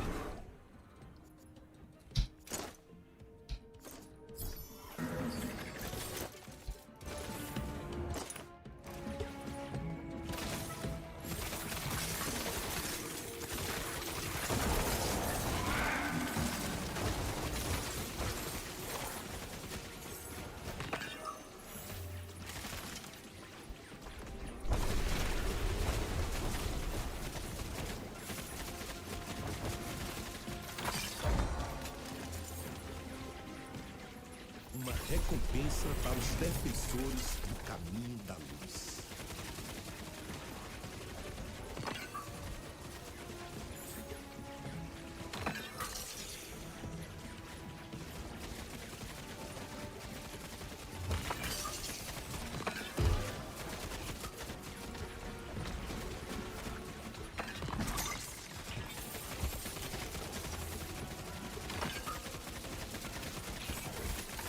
Este artefato irá me ajudar a acabar com os inimigos do Monte Santo.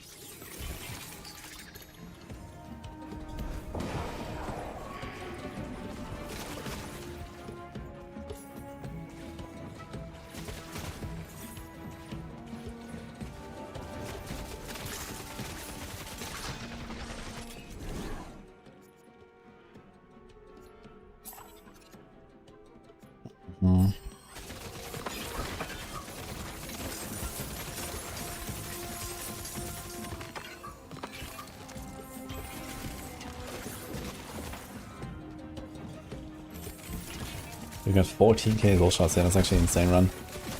Still like picking off floors. I think it might be one more shrine actually.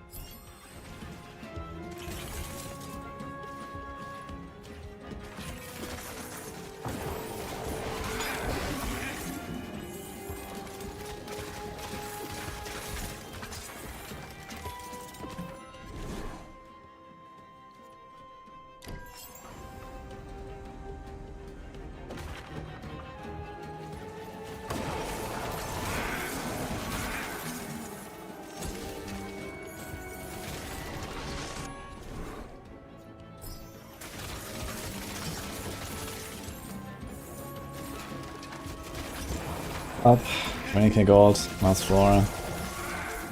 That's what it is. I actually didn't get the double quills. I guess I could roll for it now, just for the last boss, but I think that's kind of unnecessary. I think there's a high risk of me failing the last boss. 8,000 life as well.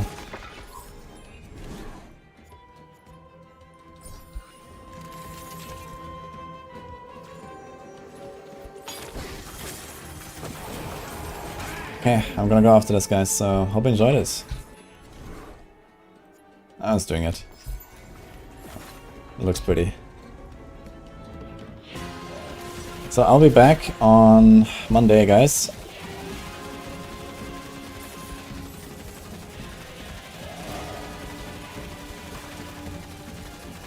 He's a perma stun, what the fuck? Okay.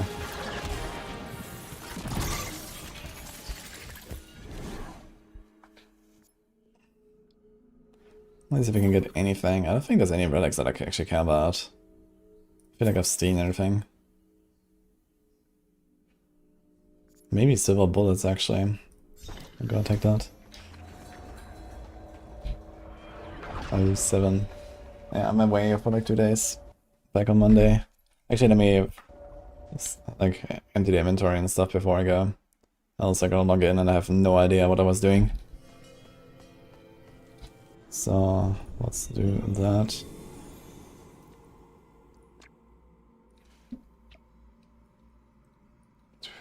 Can I get a lot of fury points? Maybe 3 here. And 3 here. 1, 2, 3, 4. None of this helps me.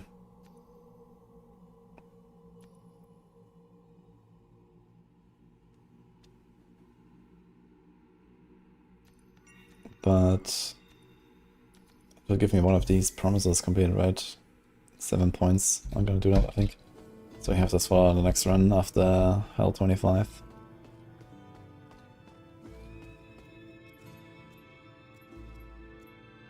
Okay, 14 crit damage. How much base damage do we have? Yeah, I think we're good. Okay, I think we get expansion again, right? 10 points.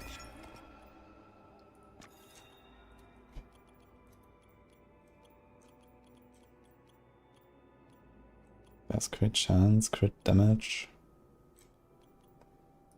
Base damage. Let's get all of it.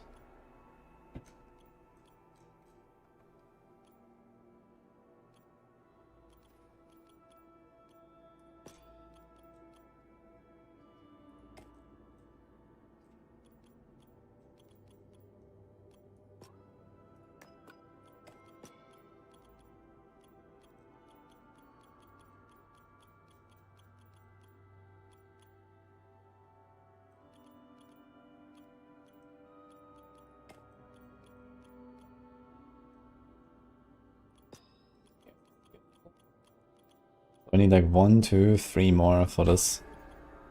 For the relic. I don't think we can do that.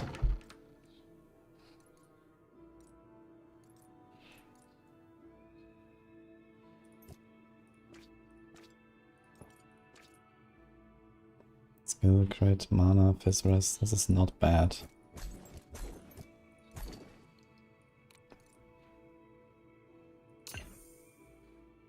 Okay.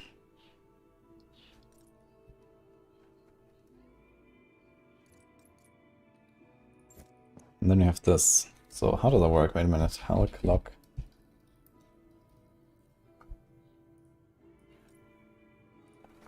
Blighted. This must be like some ailment. Okay, Blighted is not a daunt, applies 1 plague damage, lowers target movement speed and attack speed by 8%. Events done a very similar behavior, but key difference are whether it actually freezes in its actions, so it should theoretically continue performing. Stun cancels. Whether it's plague only. Okay, so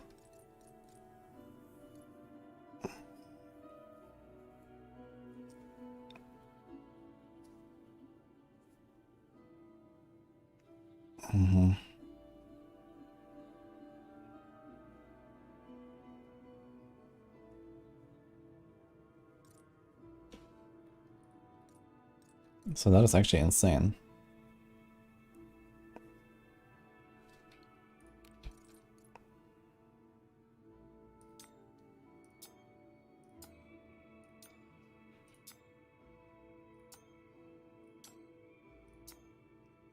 Dude, can I like remove this? Okay. Anything that sucks here? Gold gain, gold gain. Kinda like my soulstone gain.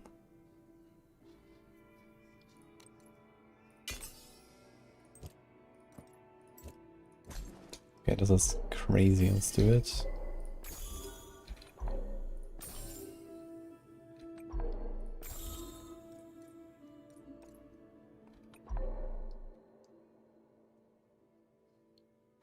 $5,000 soulstones.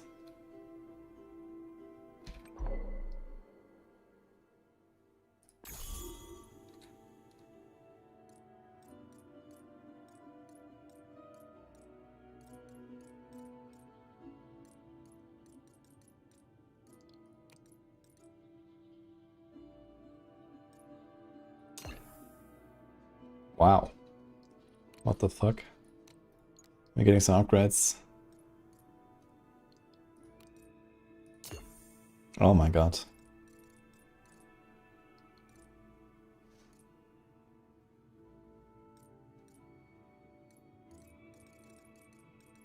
Yeah, I think we're gonna cruise for this Act 3. I think it's gonna go in, maybe get a weapon on the way, and that's literally it. It's gonna do it in one go with all the stuff that we just got. I think like more than doubled our damage here.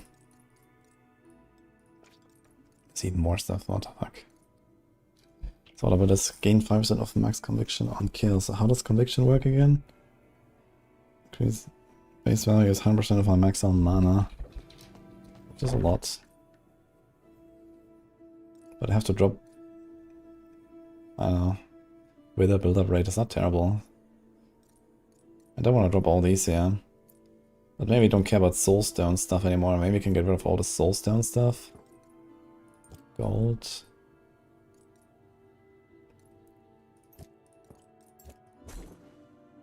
Nah, this is probably not worth it. There's like 10% life and other good stuff. It's fine.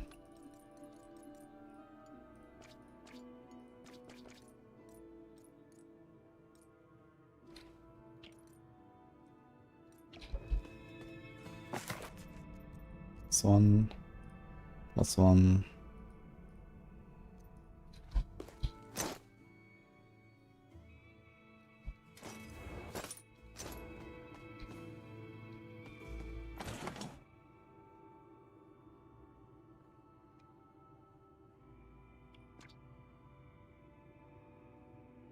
Is that worth it? Skill projectile amount, does it show it here somewhere?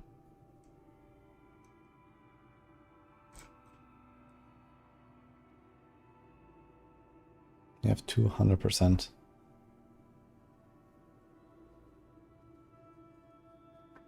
Is that bonus? Or is that 200% total? I think total, right? 28. 18. Not sure where the rest is coming from. 35, 19, it's like 55, 80, 100.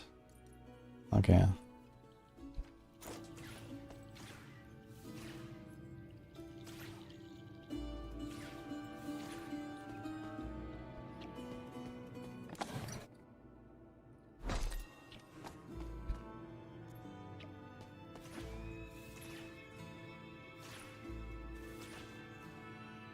Now we have 9 instead of 8.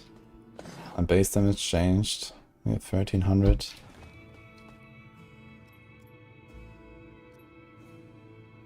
$14.49.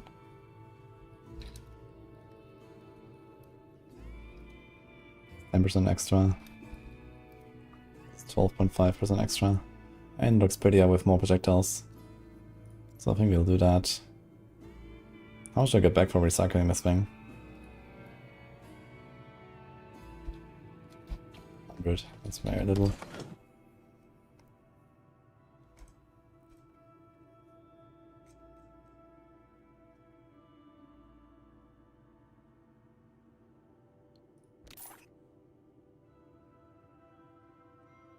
And look, there is Life Leech. It is actually a thing.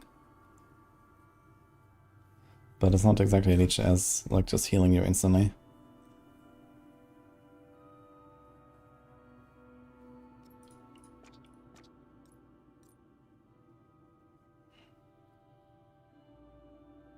I'm not gonna improve that thing anymore.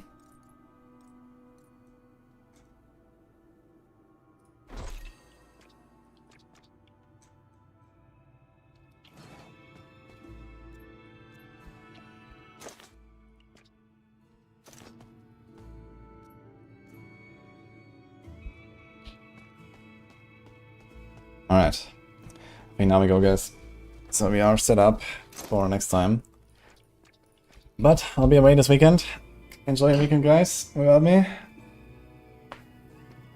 And see you on Monday, everyone. Let's see who can raid.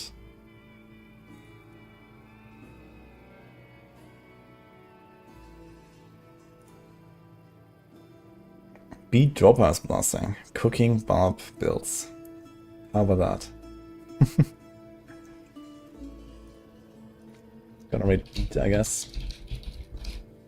Yo, enjoy, guys. Have a good one.